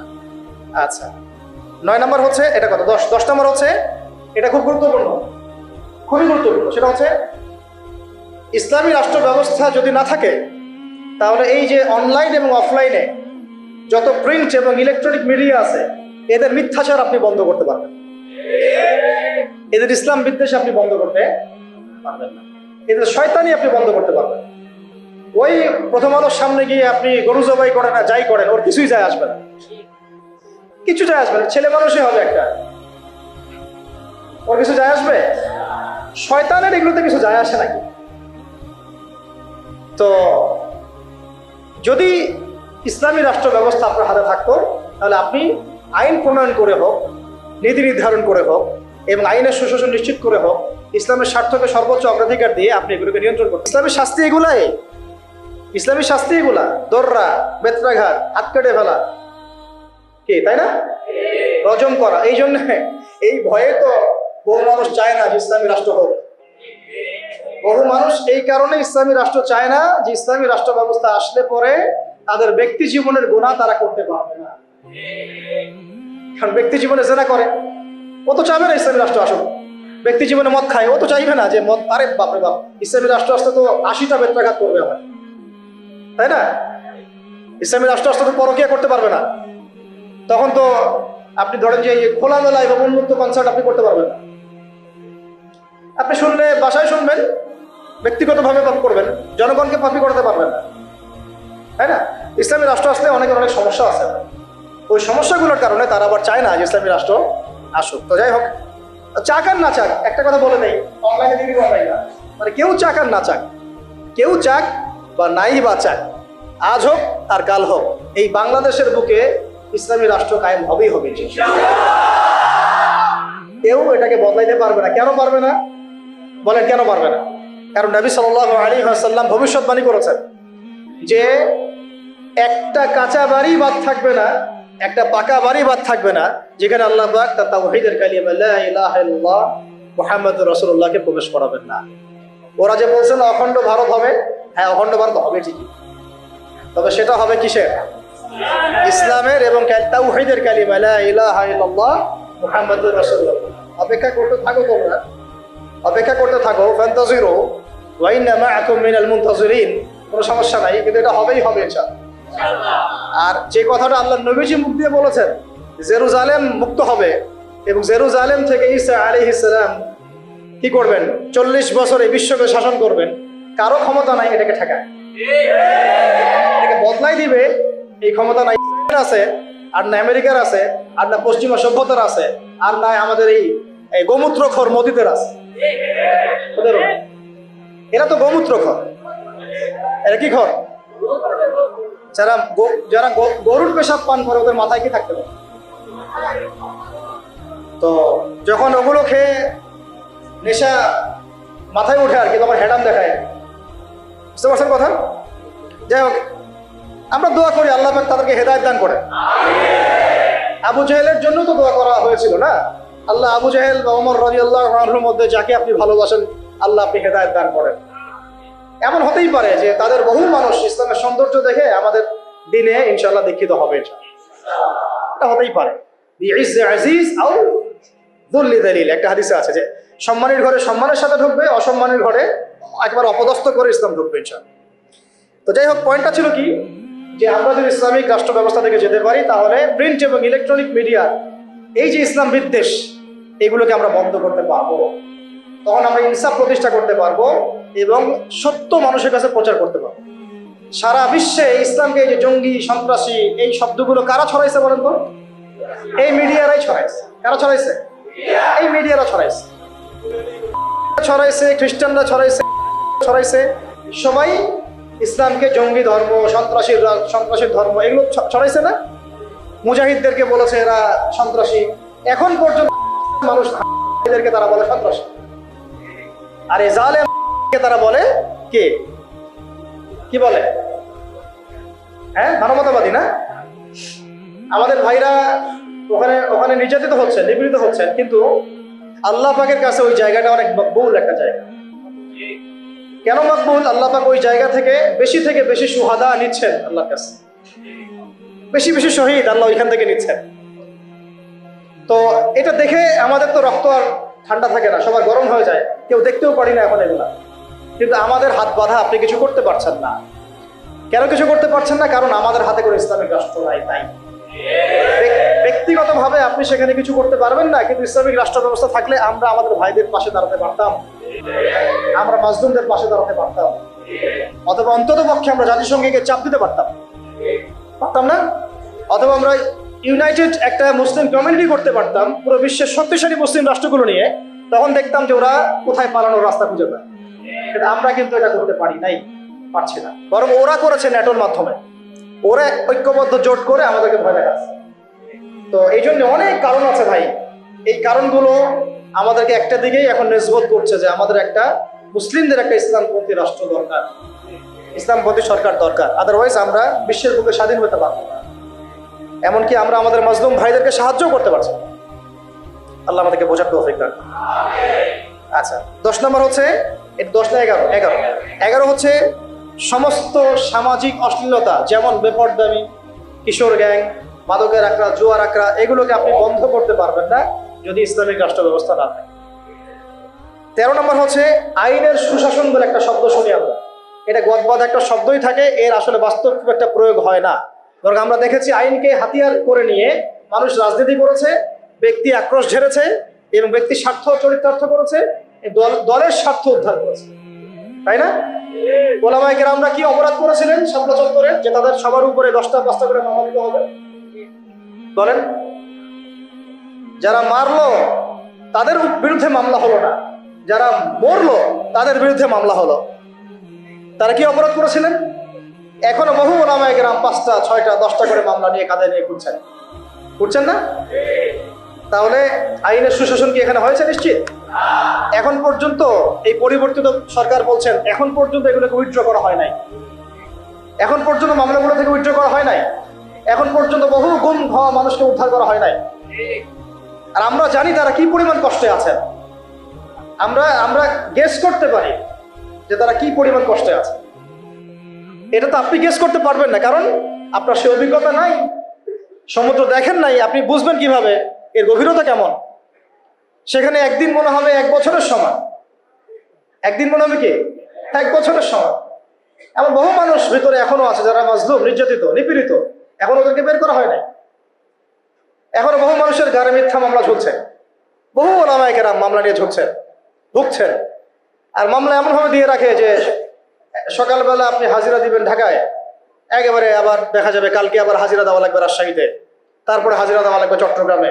এইভাবে তারা হ্যারাস করছে মানুষ। আর 4-5টা মামলা কার উপর থাকলে তার আর কোনো হ্যারাসমেন্টের প্রয়োজন নাই। এইটাই তার সারা জীবনকে শেষ করে ফেলবে। তার জমি জমা বাড়ি গাড়ি বিক্রি করেও সে ওখান থেকে বেরোতে পারবে। এটা কি আইনের সুশাসন নিশ্চিত হয়েছে? যদি ইসলামিক রাষ্ট্র ব্যবস্থা থাকতো তাহলে প্রত্যেকটা জালেমের বিচার হতো, প্রত্যেকটা মাজলুমকে আমরা বেকসুর খালাস করে দিতাম ইনশাআল্লাহ। এবং এখানে তাওহীদপন্থী সৎ এবং যোগ্য আইনজীবীদেরকে আমরা রাখতে পারতাম না?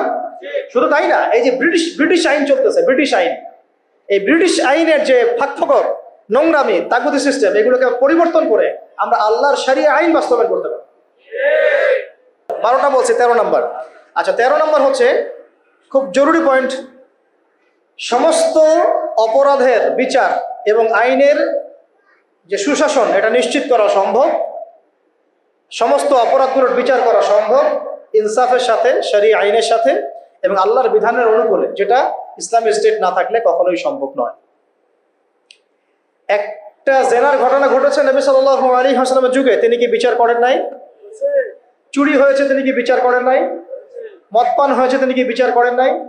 তিনি কোন উৎস থেকে আইন নিয়ে বিচার করেছেন? আল্লাহর পক্ষ থেকে আইন দিয়ে বিচার করেছেন। সেটা কিন্তু আমাদের বিগত 50, 60, 70, 100 বছর আমরা করতে পারি নাই। তো ইসলামী রাষ্ট্র ব্যবস্থা না থাকলে এটা কখনোই সম্ভব হবে না। ঠিক আছে। 14 নম্বর হচ্ছে হুদুদ এবং কিসাস কায়েম করা সম্ভব হবে না। কি বললাম? হুদুদ এবং কিসাস কায়েম করা সম্ভব হবে না যদি ইসলামী রাষ্ট্র ব্যবস্থা না থাকে। যদি থাকে তাহলে আপনি হুদুদ কায়েম করতে পারবেন, কিসাসও কায়েম করতে পারবেন। কিসাস কি? হত্যার বদলে হত্যা, খুনের বদলে খুন। এই যে মনে করেন কয়দিন আগে দেখলেন না, একটা বাস এসে পিষে দিয়ে চলে গেল। রাস্তাঘাটে কত ঘটনা ঘটছে, এমন ঘটছে না? কত ঘটনা ঘটছে, কত যে নিরপরাধ মানুষ আমাদের সমাজে প্রাণ হারায়। কোনো হিসেব আছে? কোনো তালিকা আছে? সবগুলোকে সুষ্ঠু কোনো বিচার হয়? বহু মানে জালেম পার পেয়ে যায় না? হুদুদ আর কিসাস থাকলে কোনো জালেম পার পাইতো না, বরং এগুলো সবার সামনে দৃষ্টান্তমূলক শাস্তি দেওয়া হতো। যেমন এই এলাকায় যদি কোনো চুরি হতো তাহলে সবার সামনে তাকে নিয়ে এসে তার হাত কেটে ফেলা হতো। তখন কি চুরি বাড়তো না কমতো? নিশ্চয়ই বাড়তো নাকি? চুরি কি বাড়তো? এটা হচ্ছে একটা সাইকোলজিক্যাল ট্রিটমেন্ট। এটা একটা সাইকোলজিক্যাল ট্রিটমেন্ট যে মানুষ যখন দেখে যে হ্যাঁ, আরে চুরি করলে তো এমন শাস্তি দিবে, জেনা করলে তো ভাই আমার এমন শাস্তি আছে, মানুষ ভয়ে অনেক সময় পাপ করে, ভয়ে পাপ করে। এখন জরুরি, খালি মানুষকে শুধুমাত্র আপনি মানে মিষ্টি মিষ্টি ওয়াশ করে লাইনে আনতে পারবেন না তো ভাই। ওয়াজের সাথে সাথে কি লাগবে? মেডিসিনও লাগবে। কি লাগবে? মেডিসিনও লাগবে। তো এই মেডিসিনগুলো দিতে হবে ওহী ভিত্তিক। আল্লাহ পাক আমাদেরকে হুদুদ এবং কিসাস কায়েম করার তৌফিক দান করুন। আচ্ছা, একটা এক্সাম্পল দেই। এই যে আমাদের ছাত্র ভাইরা শহীদ হয়েছেন, শত শত হাজার হাজার, আল্লাহ ভালো জানেন সংখ্যা কত, আমরা জানি না। আমরা কিন্তু এক্সাক্ট সংখ্যা জানি না। বহু ভাই পঙ্গু হয়ে হাসপাতালে পড়ে আছেন, তাদের খুনের বিচার করা দরকার ছিল কিনা? কতগুলো হয়েছে? যদি একটা এক্সাম্পল দিই, যদি ধরেন যে একজন ছাত্রকে হত্যা করার জন্য একজন পুলিশ দরকার হয় বা একটা বুলেটও দরকার হয়, তাহলে তো যদি 1000 জন মারা যায় তাহলে 1000 পুলিশকে শাস্তির আওতায় আনা লাগতো। আর 1000 পুলিশ কি গ্রেফতার হয়েছে? হ্যাঁ, তাদেরকে আদেশদাতারা কি সবাই গ্রেফতার হয়েছে? তাদের মাস্টার মাইন্ডরা কি এখন পর্যন্ত ফাঁসির কাজটা ঝুলেছে কেউ? তো এই যে ইসলামী হুদুদ এবং কিসাস থাকলে এতদিন পর্যন্ত সবার আগে যে কাজটা হতো, এটা যদি তথাকথিত এই যে ডেমোক্রেটিক বিপ্লব না হয়ে যদি এটা হতো ইসলামিক কোন রেভলিউশন, তাহলে সবার আগে বিচার হতো খুনের, হত্যার বিচার। সবার আগে এই কাতিলদের কিসাস করা হতো। কিন্তু এটা কিন্তু হয় নাই, বিকজ এটা ইসলামিক মুভমেন্ট হয় নাই, এটা ইসলামিক কোনো রেভলিউশন হয় নাই। যাই হোক, যা হয়েছে হয়েছে, যা হয়েছে হয়েছে। এখন আমরা চেষ্টা করব যেন জালেম আবার ফিরে না আসে এবং মাজলুম যেন কখনো আবার নির্যাতিত না হয়, আর আস্তে আস্তে যেন আমরা ইসলামিক রাষ্ট্র ব্যবস্থা থেকে যেতে পারি। কারণ আমরা জানি যে একদিনে আমরা যেতে পারবো না। একদিনে কি পারবো? আলোচনাগুলো তো ওঠা উচিত, সবার জানা উচিত, সচেতনতা তৈরি করা উচিত। আজ হোক আর কাল হোক, ইনশাল্লাহ হবেই হবে ইনশাল্লাহ। এটা কিন্তু আপনার কত নম্বর বললাম? 13 নম্বর। 14 নম্বর। 15 নম্বর হচ্ছে, এটা খুব জরুরি পয়েন্ট, প্রত্যেকটা ডিপার্টমেন্টে, হোক প্রশাসন, হোক ব্যাংকিং সিস্টেম, হোক ইকোনমিক্স, হোক রাজনীতিবিদদের মধ্যে, হোক আপনার প্রিন্ট মিডিয়া, ইলেকট্রনিক মিডিয়ায়, প্রতিটা ডিপার্টমেন্টে যত ভারতীয় দালাল আছে, বিজাতীয় দালাল আছে, বিজাতীয় দোসর আছে, এদেরকে আপনি চিহ্নিত করে শাস্তির আওতায় আনতে পারবেন না যদি আপনি ইসলামিক রাষ্ট্র ব্যবস্থা দিকে না যান। যতই চেষ্টা করেন ফাঁকফোকর দিয়ে তারা বের হয়ে যাবে, কারণ ইসলামিক রাষ্ট্র ব্যবস্থার মধ্যে নাই। তো তারা এখানে ফাঁকফোকর খুঁজবে, পেয়েও যাবে, পার পেয়েও যেতে পারে। যেমনটা বিগত সময় হয়েছে না? বিগত সময় তো অনেক অপরাধী পার পেয়ে যায় নাই, গিয়েছে। সবার কি বিচার হয়েছে? হয় নাই। আল্লাহ পাক আমাদেরকে বোঝার তৌফিক দান করেন। 16 নম্বর হচ্ছে, এটা যদি একবার বলেছি আবার রিপিট হচ্ছে, যে গরিব মানুষের অধিকার নিশ্চিত করা যাবে। গরিবের অধিকার নিশ্চিত করা যাবে ইনশাআল্লাহ। শুধু গরিব না, জন্তু জানোয়ারের অধিকার পর্যন্ত নিশ্চিত করা যাবে। পশু পাখি, জন্তু জানোয়ারের অধিকার পর্যন্ত নিশ্চিত করা যাবে ইনশাআল্লাহ। ওমর রাদিয়াল্লাহু আনহু বলতেন যে আমি ভয় পাই যে আমার রাষ্ট্রে বা আমার রাজ্যে যদি ওই ইরাকের, সুদূর ইরাকের ফোরাত নদীর তীরে কোনো ছাগলের বাচ্চাও যদি না খেয়ে মারা যায়, আমি ভয় পাই যে আল্লাহ পাক সেই জন্য আমাকে জবাবদিহি করাবেন। এটা ছিল ইসলামী খেলাফা। এটা ছিল কি? ইসলামী খেলাফা। এই জবাবদিহিতা অন্য কোন গভর্নমেন্ট দিয়েছে বিশ্বের মধ্যে? উমর রাদিয়াল্লাহু আনহু বললেন যে এটা আমার, আর এটা আমার ছেলে আব্দুল্লাহ, তার অংশটুকু নিয়ে আমি কাপড় বানিয়েছি। এইরকম ইনসাফ, এইরকম ন্যায় বিচার, এরকম জবাবদিহিতা কোন রাষ্ট্র ব্যবস্থা আছে? ইসলামী রাষ্ট্র ব্যবস্থা ছাড়া কোথাও আছে? এইগুলো আমরা নিশ্চিত করতে পারতাম, গরিবের অধিকার, যদি আমরা ইসলামী রাষ্ট্রের দিকে যেতে পারতাম। 17 হচ্ছে খুব জরুরি পয়েন্ট, এটা আমাদের ওলামায়ে কেরাম বুঝবেন আর কি। জরুরি পয়েন্ট হচ্ছে যে বিধর্মীদের কথা বলছি না, মুসলিমদের কথা বলছি। মুসলিমদের ধর্মীয় যে আমল, আকীদা, উসুল, মানহাজ, এই যে বিষয়গুলো আমাদের মধ্যে আছে, এখানে উদ্দেশ্য প্রণীতভাবে বহু ইখতিলাফ ঢুকিয়ে দেওয়া হয়েছে। উদ্দেশ্য প্রণীতভাবে সবকিছু কিন্তু ইখতিলাফ ভাবে আসে নাই, ফিকহি ইখতিলাফ থেকে সব আসে নাই, বহু কিন্তু উদ্দেশ্য প্রণীত আছে, ইচ্ছা করে ঢুকিয়ে দেওয়া হয়েছে, যাতে আমরা আপোষে একে অপরের সাথে সময় কাটাতে ব্যস্ত থাকি এবং তারা তাদের আখের গোছাতে ব্যস্ত থাকে। ঠিক আছে? হ্যাঁ, জি, আমাদেরকে লাগিয়ে রেখে তারা তাদের মিশন সফল করবে। অনেক অনেক বিষয় কিন্তু শুধু ধর্মীয় না, বরং অনেক কিছু রাজনৈতিক বিষয় আছে, পলিটিক্স আছে এখানে। তো এখানে পয়েন্টটা হচ্ছে, ইসলামী রাষ্ট্র ব্যবস্থা থাকলে ধর্মীয়, মুসলিমদের মধ্যে যে ধর্মীয় বিভাজন, যে ইখতিলাফ, যে আকীদা, আমল, মানহাজ, মুসুলগত যে পার্থক্যগুলা, এইগুলো আমরা আস্তে আস্তে আস্তে আস্তে কমিয়ে ফেলতে সক্ষম হতাম, অথবা কমিয়ে ফেলতে সক্ষম না হলেও আমরা এটাকে একেবারে সংকুচিত করতে সক্ষম হতাম। এটা আপনি এখন পারবেন। এক্সাম্পল দিচ্ছি, ধরেন যে যদি আমরা রাষ্ট্রীয়ভাবে ওলামায়ে মুহাক্কিক, যারা মুহাক্কিক ওলামায়ে কেরামদেরকে নিয়ে একটা বড় একটা প্যানেল করতাম, তাদেরকে পৃষ্ঠপোষকতা করতাম, তাদেরকে গবেষণাগার করে দিতাম, তাদেরকে আমরা আমাদের অস্ত্র হিসেবে কাজে লাগাতাম, এবং সমাজে যত বাতিল মতবাদ আছে, ধর্মের নামে হোক, অধর্মের নামে হোক, যত বাতিল মতবাদ, যত মানে শিয়াইজম বলেন, তারপরে যে কাদিয়ানি মতবাদ বলেন, তারপরে আরো যেগুলো আস্তে আস্তে ছড়াচ্ছে আর কি, হ্যাঁ, বাতিল যে মতবাদগুলো সমাজে ছড়ানো হচ্ছে ধর্মের নামে আর কি, সেগুলোকে কিন্তু আমরা মানে ওই মোনাজারার মাধ্যমে, ওদেরকে ইসলাহের মাধ্যমে, তরবিয়তের মাধ্যমে, বা তাদের সাথে লাইভ ডিবেটের মাধ্যমে বিভিন্নভাবে আমরা কিন্তু এটাকে আলোচনা নিয়ে আসতে পারতাম এবং একটা কনক্লুশনে আসতে পারতাম যে হ্যাঁ, আমার রাষ্ট্র এইভাবে, এই ফিকহি মাসালায়, এই আকীদা, এই আমল, এই মাহরাজের ভিত্তিতে চলবে। আপোষের কিন্তু ইখতিলাফ দূর হয়ে যায়, একটা জাতিগত ঐক্য আসতো। কারণ আমাদের মধ্যে কিন্তু খুব বেশি মৌলিক বিষয়গুলো নিয়ে খুব বেশি ইখতিলাফ আছে, কিন্তু ফুরুই অনেক কিছু বিষয়, তো এইগুলোকে নিয়ে আমাদের মধ্যে কিন্তু অনেক ইখতিলাফ আছে। এটাকে আমরা রাষ্ট্রীয়ভাবে সমাধান করতে পারতাম, এখন আপনি সেটা করতে পারবেন না। ও ওর মতো করে বলবে, সে তার মতো করে লিখবে, সে তার মতো করে ফেসবুকে লিখবে, সে তার মতো করে একটা লাইভ দিবে, সে তার মতো করে একটা বয়ান দিবে। রাষ্ট্র চাইলে সবাইকে বসাইতে পারতো, আরে ভাই বসেন, ঠিক আছে বসেন, দুইজন দুই প্যানেলে বসেন, দেখি ইলমের মাধ্যমে প্রমাণ হোক যে কোনটা হক আর কোনটা বাতিল। যেটা বাতিল প্রমাণিত হবে সেটা আমার রাষ্ট্র থেকে আমি উচ্ছেদ করে রেখে দেবো, শেষ। যেটা বাতিল প্রমাণিত হবে তারা রাষ্ট্রের মধ্যে এইভাবে আর এটা মতবাদ প্রচার করতে পারবে না। যারা হক প্রমাণিত হবে তারা মতবাদ প্রমাণিত হবে। আর এখানে তো যাদের মধ্যে সাহিবুল ইলম যারা, তারা তো এটাকে গ্রহণ করে নেবেন, কারণ তারা তো জানেন যে তার হক, তারা জানেন তারা হক, তারা বুঝেন তারা হক। এখন এই হকটাকে প্রচার করার প্ল্যাটফর্ম দিতাম আমরা, যে আপনারা এই প্ল্যাটফর্মে হক প্রচার করেন। ওর আস্তে আস্তে জনগণের মধ্যে আকীদা, আমল, মানহাজ সব ইখতিলাফগুলো দূর হয়ে যায়। সব দূর না হলেও অ্যাটলিস্ট এটাকে কমায় ফেলা সম্ভব হতো, এবং সংকুচিত করা তো অবশ্যই সম্ভব হতো, কিন্তু এটা আপনি এখন আর করতে পারবেন যেহেতু ইসলামিক রাষ্ট্র ব্যবস্থা আমাদের মধ্যে নাই। আচ্ছা 17 হয়েছে না? 18। আচ্ছা ধৈর্য আছে না শেষ? 18 হচ্ছে ইসলামী রাষ্ট্র ব্যবস্থা থাকলে আমরা বিধর্মী অমুসলিমদের মাঝে ব্যাপক দাওয়াতের কাজ করতে পারতাম রাষ্ট্রীয় উদ্যোগেই, এবং এতে করে তারাও ইসলামের দিকে আসার একটা সুযোগ পেত। আল্লাহর বান্দাদেরকে আমরা জাহান্নাম থেকে জান্নাতের পথে আনতে পারতাম, কিন্তু এখন আপনি সেটা পারছেন না, বরং তারা আপনার ঘরে এসে দাওয়াত দিচ্ছে, মানুষ মুসলিমকে অমুসলিম বানাচ্ছে। তাই বিষয়টা 19 হচ্ছে আমরা ইসলামী রাষ্ট্র কাঠামো পেলে মদিনা রাষ্ট্রের আদলে একটা মুনাওয়ার, একটা আলোকিত রাষ্ট্র গঠন করতে পারতাম, যেটা ইসলামী রাষ্ট্র ব্যবস্থা ছাড়া কখনোই সম্ভব হবে না। তো মদিনা রাষ্ট্র কি, এটা নিয়ে তো আলোচনা এসেছে, এটা আর আলোচনা করছি না। এটা কত হলো? 19। 20 নম্বর হচ্ছে যে মুসলিমদের, তরুণ মুসলিম যারা, আমাদের তরুণ যে মুসলিমরা আছেন, তরুণ তরুণী, আমাদের শিক্ষিত সমাজ, সবার প্রতিভাগুলোকে আমরা কাজে লাগাতে পারতাম।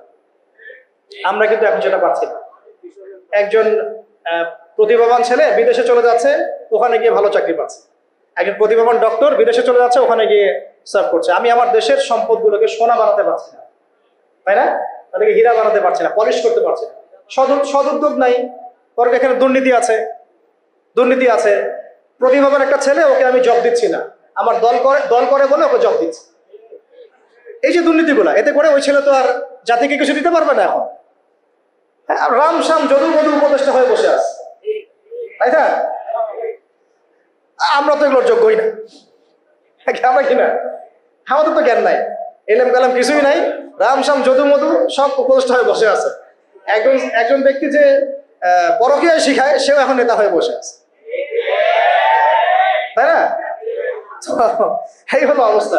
তো প্রতিভার মূল্যায়ন হবে না যদি ইসলামী রাষ্ট্র ব্যবস্থা না খায়। তো আরেকটা বিষয় হচ্ছে, এটা কত বললাম? 20। 21 হচ্ছে প্রযুক্তিগত যত উন্নয়ন আছে না, আপনার ইন্টারনেট সেকশন বলেন, অনলাইন সেকশন, অফলাইন সেকশনের কথাই বলেন, ইনক্লুডিং নিউক্লিয়ার প্ল্যান্টস, মিসাইলস, এইগুলো পর্যন্ত আমরা তৈরি করতে পারতাম যদি ইসলামী রাষ্ট্র থাকতাম। এখন যেহেতু ইসলামী রাষ্ট্র নাই, আপনি চাইলেও এগুলো করতে পারছেন না। প্রযুক্তিগত কোনো উন্নয়ন করতে পারছি না আমরা, বরং অন্যের কাছে হাত পেতে বসে আছি। আমাদেরকে অ্যাপস দাও, আমাদেরকে সার্ভার দাও, আমাদেরকে এইটা দাও, আমাদেরকে সেইটা দাও, আমাকে ড্রোন দাও, আমাকে মিসাইল দাও, তাই না? কিন্তু দেখেন নবী সাল্লাল্লাহু আলাইহি ওয়াসাল্লাম যখন মদিনা রাষ্ট্র গঠন করেছেন, তিনি নিজের রাষ্ট্রে এগুলো উৎপাদন করেছেন। মদিনা রাষ্ট্রের অস্ত্র থেকে আসছে, মদিনায় উৎপন্ন করা হয়েছে, উৎপন্ন করা হয় নাই। সামরিক প্রশিক্ষণ কোথায় দেওয়া হয়েছে? মদিনাতেই দেওয়া হয়েছে। এবং তখনকার যুগের উপযুক্ত যে প্রযুক্তি, এই প্রযুক্তিগুলো সাহাবীদের কাছে ছিল না? ওই সমসাময়িক প্রযুক্তিগুলো কিন্তু সাহাবীদের কাছে ছিল। তো মূল কথা হচ্ছে কি, এক কথায় যে আমরা ইসলামী রাষ্ট্র ব্যবস্থা গঠন করতে না পারলে আমাদের দেশের মধ্যে প্রযুক্তিগত এবং সামরিক উন্নয়ন ত্বরান্বিত করতে পারবো না, বরং অন্যের কাছে আমাকে হাত পেতে বসে থাকতে হবে। তখন শত্রু আমাকে অতটুকুই দিবে যার ডিফেন্স সিস্টেম তার কাছে আছে। এমন অস্ত্র সে আমাকে বিক্রি করবে না যার ডিফেন্স সিস্টেম ওর কাছে নাই। এটা আমাদের বোঝা উচিত। আর আল্লাহ পাক কি আমাদের মাথায় কিছুই দেন নাই? আমাদের যদি প্রতিভাগুলোকে আমরা কাজে লাগাতে পারতাম, তাহলে আমরা দেশের মধ্যেই তাদেরকে দিয়েই এইসব ড্রোন, এইসব মিসাইলস, নিউক্লিয়ার প্ল্যান্টস আমরাই বানাতে পারতাম। আর আমরা যদি জিজ্ঞাসা করি আমাদের পলিটিশিয়ানদেরকে, বিগত 50 বছর ধরে স্বাধীনতা তো ধোয়া তুলতেছেন, তারপরে কি করছেন? একটা ক্ষেপণাস্ত্র তৈরি করতে পারছেন? একটা ড্রোন কি বাংলাদেশে তৈরি করতে পারছেন? একটা হচ্ছে যে অস্ত্র শস্ত্রে আমরা আমাদের সামরিক বাহিনীকে শক্তিশালী করতে পারতাম, উন্নত অস্ত্র, উন্নত সামরিক অস্ত্র, যেটা কিন্তু আমরা এখন পর্যন্ত পারি না। আমরা জানি না আমাদের আকাশসীমা কিন্তু সেফ না, আমাদের আকাশসীমা কিন্তু সেফ না, আমাদের সমুদ্র সীমা এখন পর্যন্ত আমরা বলতে পারি না যে পরিপূর্ণ সেফ। আমাদের প্রশাসনের বাহিনীগুলো আমরা বলতে পারি না সবগুলো দালাল মুক্ত, বিদেশি এজেন্ট মুক্ত, আমরা বলতে পারি না। তো আল্লাহ পাক আমাদেরকে এমন ইসলামী রাষ্ট্র গঠন করার তৌফিক দান করেন যে রাষ্ট্রে আমরা আমাদের এই প্রশাসনের ভাইদেরকে তাওহীদপন্থী ইমানদার বানাবো এবং সবচেয়ে সেরা অস্ত্র তাদের হাতে তুলে দেবো। রাষ্ট্র যদি জিহাদ করে, রাষ্ট্র যদি জিহাদ করে তাহলে ফ্রন্ট লাইনে কারো জিহাদ করবে? আমাদের এই ভাইরাই তো করবে। তো আমাদের এই ভাইদেরকে আগে তৈরি করতে হবে না? আল্লাহ পাক আমাদের ভাইদেরকে ঈমান দান করেন, বেশি বেশি আমলের তৌফিক দেন এবং তাদের মাথার উপরে আল্লাহ পাক একটা ইসলামী সরকার নিয়ে আসেন। আমিন। আচ্ছা, 22 হচ্ছে যে আমরা 23 হচ্ছে আমাদের এই পুরো তরুণ প্রজন্মকে আমরা জিহাদি জজবায় গড়ে তুলতে পারতাম। এটা কিন্তু আপনি এখন পারছেন না। এটা জজবা মানে কি বোঝাচ্ছে? জজবা মানে কি আপনি শুধু আবেগে ভেসে পড়বেন এমন বোঝাচ্ছি না, বরং আমাদের জেনারেশন রেডি, তার আল্লাহর জন্য সবসময় জীবন দেওয়ার জন্য প্রস্তুত। এমন জেনারেশন আমাদের আফগান ভাইদের মধ্যে নাই? হামাসের ভাইদের মধ্যে নাই? যে কোনো সময় যদি শত্রু আক্রমণ করে তারা প্রস্তুত। এখন আপনারাই বলে তো দেখি, যারা ভয় দেখাচ্ছে চট্টগ্রাম কেটে ফেলবো, ফেনী নিয়ে নিব, এই করব সেই করব, হাসেন না। যদি আল্লাহ না করুক, যদি তারা কোনো পদক্ষেপ নিয়েই ফেলে, আমাদের প্রজন্ম কি প্রস্তুত? আমাদের প্রজন্মের কেউ, আমরা কেউ কি AK-47 চালাতে পারি? আমাদের কেউ কি মার্শাল আর্টস জানি? আমাদের কেউ কি 10 রাউন্ড দৌড়াতেও পারি? তাহলে আমাদের কেউ কি তরোয়ালও চালাইতে পারে? অথচ নবী সাল্লাল্লাহু আলাইহি ওয়াসাল্লামের যুগে সাহাবায়ে কেরাম এক একজন সাহাবী প্রশিক্ষিত ছিলেন। আচ্ছা, আলী রাদিয়াল্লাহু আনহু কেমন মানুষ ছিলেন?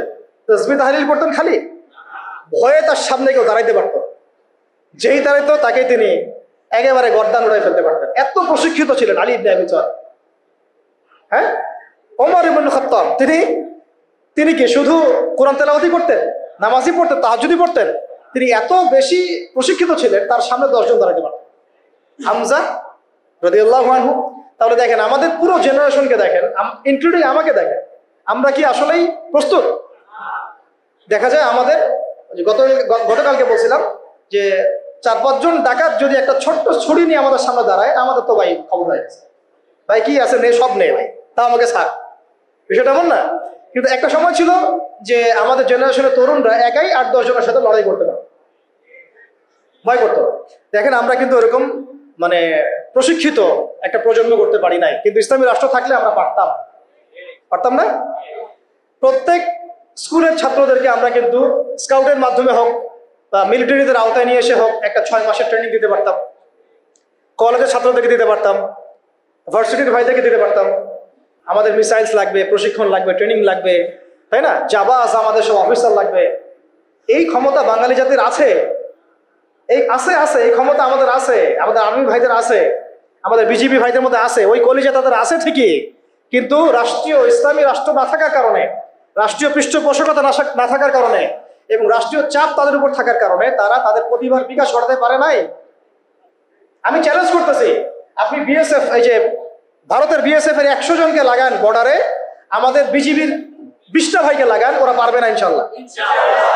যদি ক্ষেপণাস্ত্র না নিক্ষেপ করে ওরা পারবে না, যদি আসমান থেকে বিমানে ওরা যদি ফায়ার না করে তাহলে ওরা পারবে না, মাঠে ওরা আমাদের 20 জন বিজিবির ভাইদের সাথে পারবে না ইনশাল্লাহ।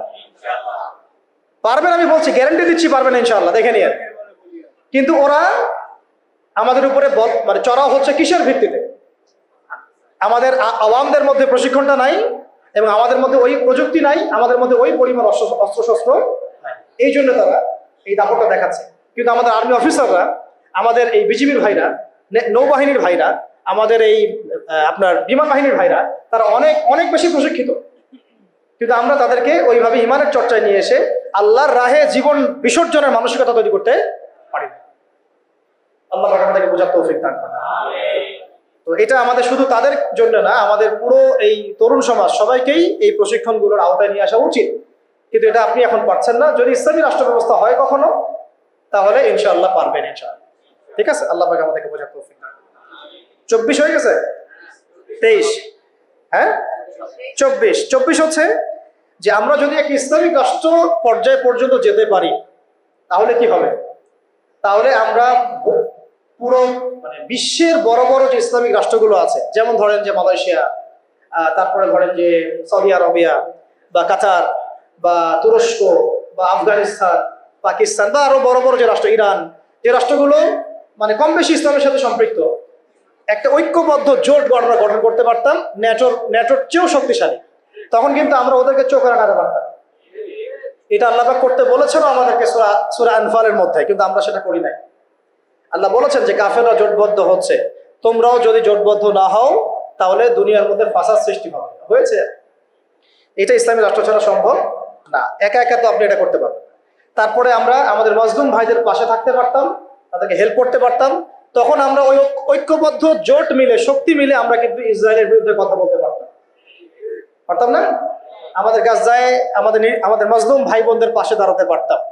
এখন তো সবাই বিক্ষিপ্ত, ওরা আমাদের সবাইকে একা একা বাগে পাইছে, একা একা বাগে পাইছে। ওই 3 ভাইয়ের মধ্যে ঘটনা হয়েছে। হ্যাঁ, 3 ভাইকে একজন হত্যা করতে চায়, প্রথমে এক ভাইকে গিয়ে বুঝাইছে যে আরে তোর ওই 2 ভাই তো তোকে দেখতে পারে না, ওদের সাথে চলিস না, তুই আমাদের সাথে থাক। হ্যাঁ, এভাবে বুঝে ওকে আলাদা করছে, করে ওকে প্রথমে জবাই করছে। পর ওই 2 ভাইকে বোঝাচ্ছে আরে ওকে জবাই করছে তো ঠিক আছে, ও অপরাধ করছে তাই করছে, তুই তো আর অপরাধ করিস না, তোকে করবো না, তুই আমার সাথে থাক। সে তার সাথে থাকা শুরু করছে, পরে ওকেও জবাই করছে। শেষমেশ ওই যে ফাঁকা একজন ছিল, ওকেও জবাই করছে।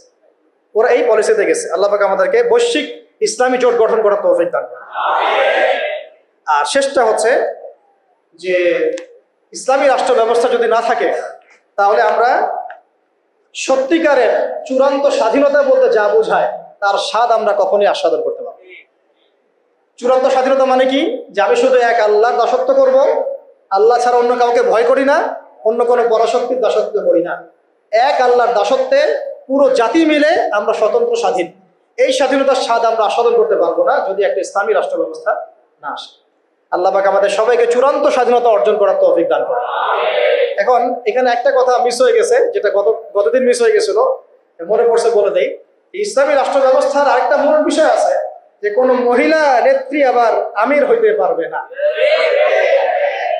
কি হইতে পারবে না? কোনো মহিলা নেত্রী আমির হইতে পারবে না। আর রাষ্ট্র চলবে শূরা ভিত্তিক। কিভাবে চলবে? শূরা ভিত্তিক। তো মাশওয়ারা দিতে পারে, হয়তো মাশওয়ারা দিতে পারে, কিন্তু আমির হইতে পারবে না। নবী সাল্লাল্লাহু আলাইহি ওয়াসাল্লাম তার স্ত্রীদের মাশওয়ারা নিয়েছেন, কিন্তু আমির হতে পারবে না। এটা তো আমাদের এখন এক্স এবং ওয়াই উভয় দলেরই তো আমির হচ্ছেন নারী নেত্রী, তাই না? নারী ছাড়া আর কিছুই খুঁজে পাই না আমরা। ঠিক আছে? হ্যাঁ, নারী উপদেষ্টা আছে। নারী নেতৃত্ব ইসলামে জায়েজ নাই। নারীদেরকে ওই কাজের জন্য আল্লাহ পাক সৃষ্টি করেন নাই। ঠিক আছে? আল্লাহ পাক আমাদেরকে বোঝার তৌফিক দান করেন। আমেরিকা কখনো নারী নেতৃত্ব নিয়ে আসে না, ইসরায়েল আনে না, পশ্চিমারা আনে না, আর আমাদেরকে শেখায় নারী অধিকার। ওরা আমাদেরকে শেখায় নারী অধিকার। আচ্ছা, শেষ কথা হচ্ছে ভাই, লাস্ট পয়েন্ট, এটা হচ্ছে লাস্ট পয়েন্ট। এখন এই যে এত আলোচনা করলাম, এখন এই গন্তব্যে যেতে হলে আমাদের কিছু করণীয় আছে কিনা? আচ্ছা, এখন এখানে কয়েকটা পয়েন্ট লিখে আনছিলাম যে এখন আমরা তো বুঝলাম এর এহমিয়ত কি, গুরুত্ব কি, না থাকার কুফল কি। আমরা চাই যে আমরা ইসলামী রাষ্ট্রের দিকে যাই, চাই কিনা? আমাদের করণীয় হচ্ছে 1 নাম্বার ভাই, 1 নাম্বার ইলম অর্জন করা। কি করা? এই ইলম শুধু একমুখী জ্ঞান হলে হবে না, বহুমুখী ইলম অর্জন করতে হবে, যাতে আমি কোরআন সুন্নাহর জ্ঞান দিয়ে বিশ্বকে ডিল করতে পারি। বুঝা গেছে কথা? 2, ইলম অনুযায়ী আমল বাড়ায় দেওয়া, ইলম অনুযায়ী আমল বাড়ায় দেওয়া। 3, তাজকিয়া অর্জন করা, তাজকিয়া বা আত্মশুদ্ধি অর্জনের চেষ্টা করা। 4, এই তাজকিয়া বা আত্মশুদ্ধি আবার একা একা অর্জন করা যায় না, ওস্তাদের সোহবত লাগবে। ইলম শিখতে এবং তাজকিয়া অর্জন করতে বরেণ্য উলামায়ে কেরাম এবং বুজুর্গদের সোহবত লাগবে। 4 নাম্বার। 5 হচ্ছে যে আমার অর্থনীতি সম্পূর্ণ হালাল হতে হবে। কি হতে হবে? হারাম খোরদের দ্বারা কোনো ইসলামী রাষ্ট্র কায়েম হবে না। ঠিক আছে? বেইলম মানুষ দিয়ে ইসলামী রাষ্ট্র কায়েম হবে না। তাজকিয়া যাদের মধ্যে নাই তাদেরকে দিয়ে হবে না। যাদের উপরে মুরব্বীদের দোয়া এবং সোহবত নাই তাদেরকে দিয়েও হবে না। ঠিক আছে? আল্লাহ বোঝার তৌফিক দান করেন। 5 নাম্বার হচ্ছে, আচ্ছা 6 নাম্বার হচ্ছে যে আমাদেরকে শারীরিক এবং মানসিকভাবে প্রস্তুত থাকতে হবে। শারীরিক এবং মানসিকভাবে প্রস্তুতি রাখতে হবে। এটা আপনারা বুঝে নেন আমি কি বুঝাতে চাইছি। 6 নম্বর হচ্ছে যে আমাদের সবাইকেই, একজনকে না, সবাইকেই সৎ কাজে আদেশ করতে হবেই হবে। সবাইকেই সৎ কাজে আদেশ করতে হবে, সবাইকে অসৎ কাজে নিষেধ করতে হবে, সবাইকে আদর্শ পরিবার গড়ার চেষ্টা করতে হবে। যদি পরিবার আমার কথা না শুনে, আমার আকীদা আদর্শে আমার সাথে না থাকে, প্রয়োজনে আসহাবুল কাহাফের মতো একা চলতে হবে, তাও আপনাকে বাতিলের সামনে আপোষ করা বা আত্মসমর্পণ করা যাবে না। 9 হচ্ছে আমাদের সন্তানদেরকে এবং এই তরুণ প্রজন্মকে এবং আমাদের সন্তানদেরকে একেবারে মর্দে মুজাহিদ রূপে করতে হবে। বলেন ইনশাআল্লাহ। আমাদের এই তরুণ প্রজন্মকে এবং আমাদের সন্তানদেরকে একদম মর্দে মুজাহিদ রূপে গড়তে হবে। কয়টা বলছি? 8টা? 9টা? 9 নম্বর হচ্ছে যে এটা দাবি আমাদের, এবং কাজও কিভাবে করব আমরা জানি না এখন পর্যন্ত, কিন্তু আমাদের দাবিটা উত্থাপন করা উচিত। সেটা হলো আমাদের এই তরুণ সমাজকে, অন্তত তরুণ যুব সমাজকে বাধ্যতামূলক প্যারামিলিটারি প্রশিক্ষণের ব্যবস্থা করতে হবে। এটা ছাড়া আমরা কিন্তু প্রস্তুতি গ্রহণ করতে পারব। ঠিক আছে? আল্লাহ পাক আমাদেরকে বোঝার তৌফিক দান।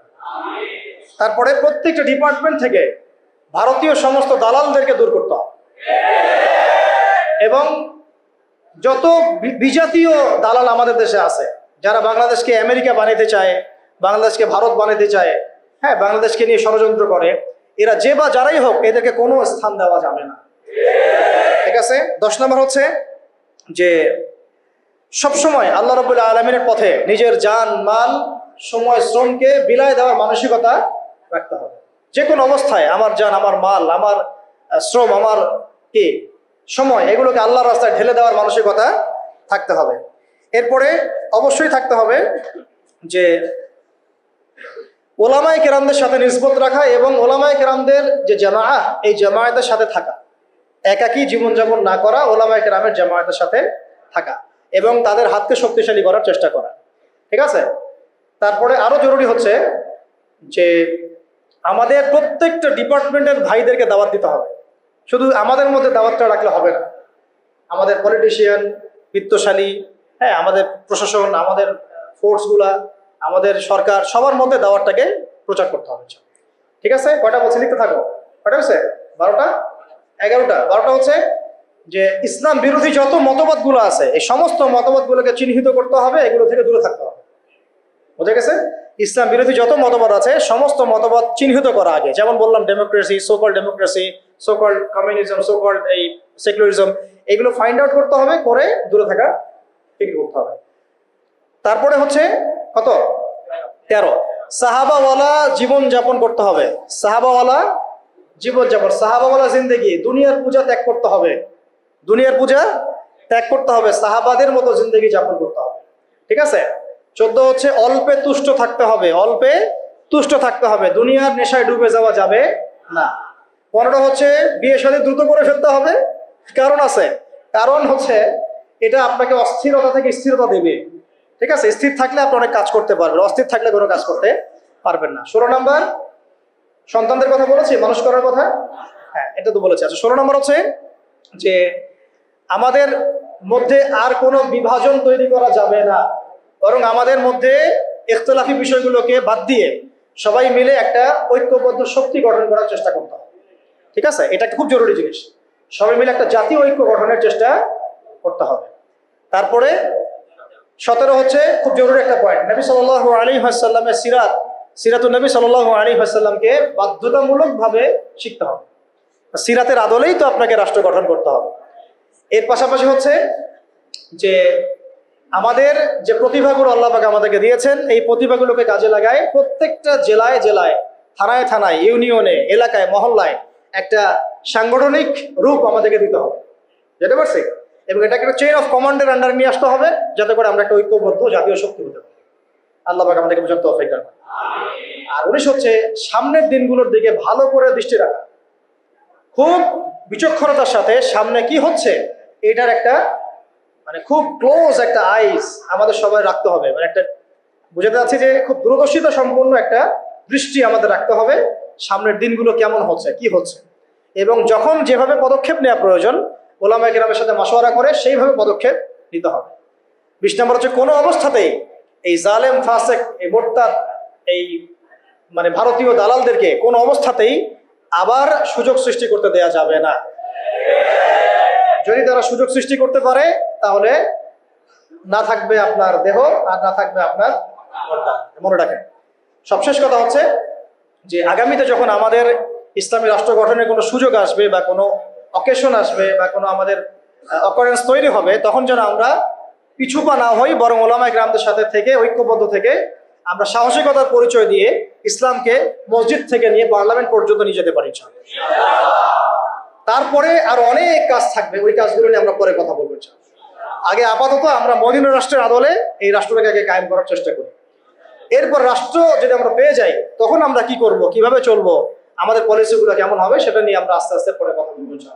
আল্লাহ রাব্বুল আলামিন আমাদের সবাইকে প্রথমত ইসলামী রাষ্ট্রের আহমিয়ত, গুরুত্ব বোঝার তৌফিক দান করেন। এটা থাকলে কি ফজিলত, না থাকলে কি ক্ষতি, এটা বোঝার তৌফিক দান করেন। ইসলামী রাষ্ট্র গঠন যে একটা বড় ইবাদত বটে, এটাও বোঝার তৌফিক দান করেন। আল্লাহ পাক আমাদের সবাইকে ইসলামী রাষ্ট্র প্রতিষ্ঠার জন্য যে কাজগুলা আজকে আমরা আইডেন্টিফাই করলাম, এই কাজগুলোকে ব্যক্তি পর্যায় থেকে নিয়ে উচ্চ পর্যায় পর্যন্ত করার, প্রচার করার, নিজে আমল করার, দাওয়াত দেওয়ার এবং এটাকে প্রতিষ্ঠা করার তৌফিক আল্লাহ পাক আমাদের দান করুন। আকুলু কওলি হাযা আস্তাগফিরুল্লাহ লি ওয়া লাকুম ওয়া লিসাইরিল মুসলিমিন। বারাকাল্লাহু লানা ওয়া লাকুম বিল আয়াতিল হাকীম ইন্নাহু তাআলা জাওয়াদুন কারীম ওয়া রাউফুর রহিম।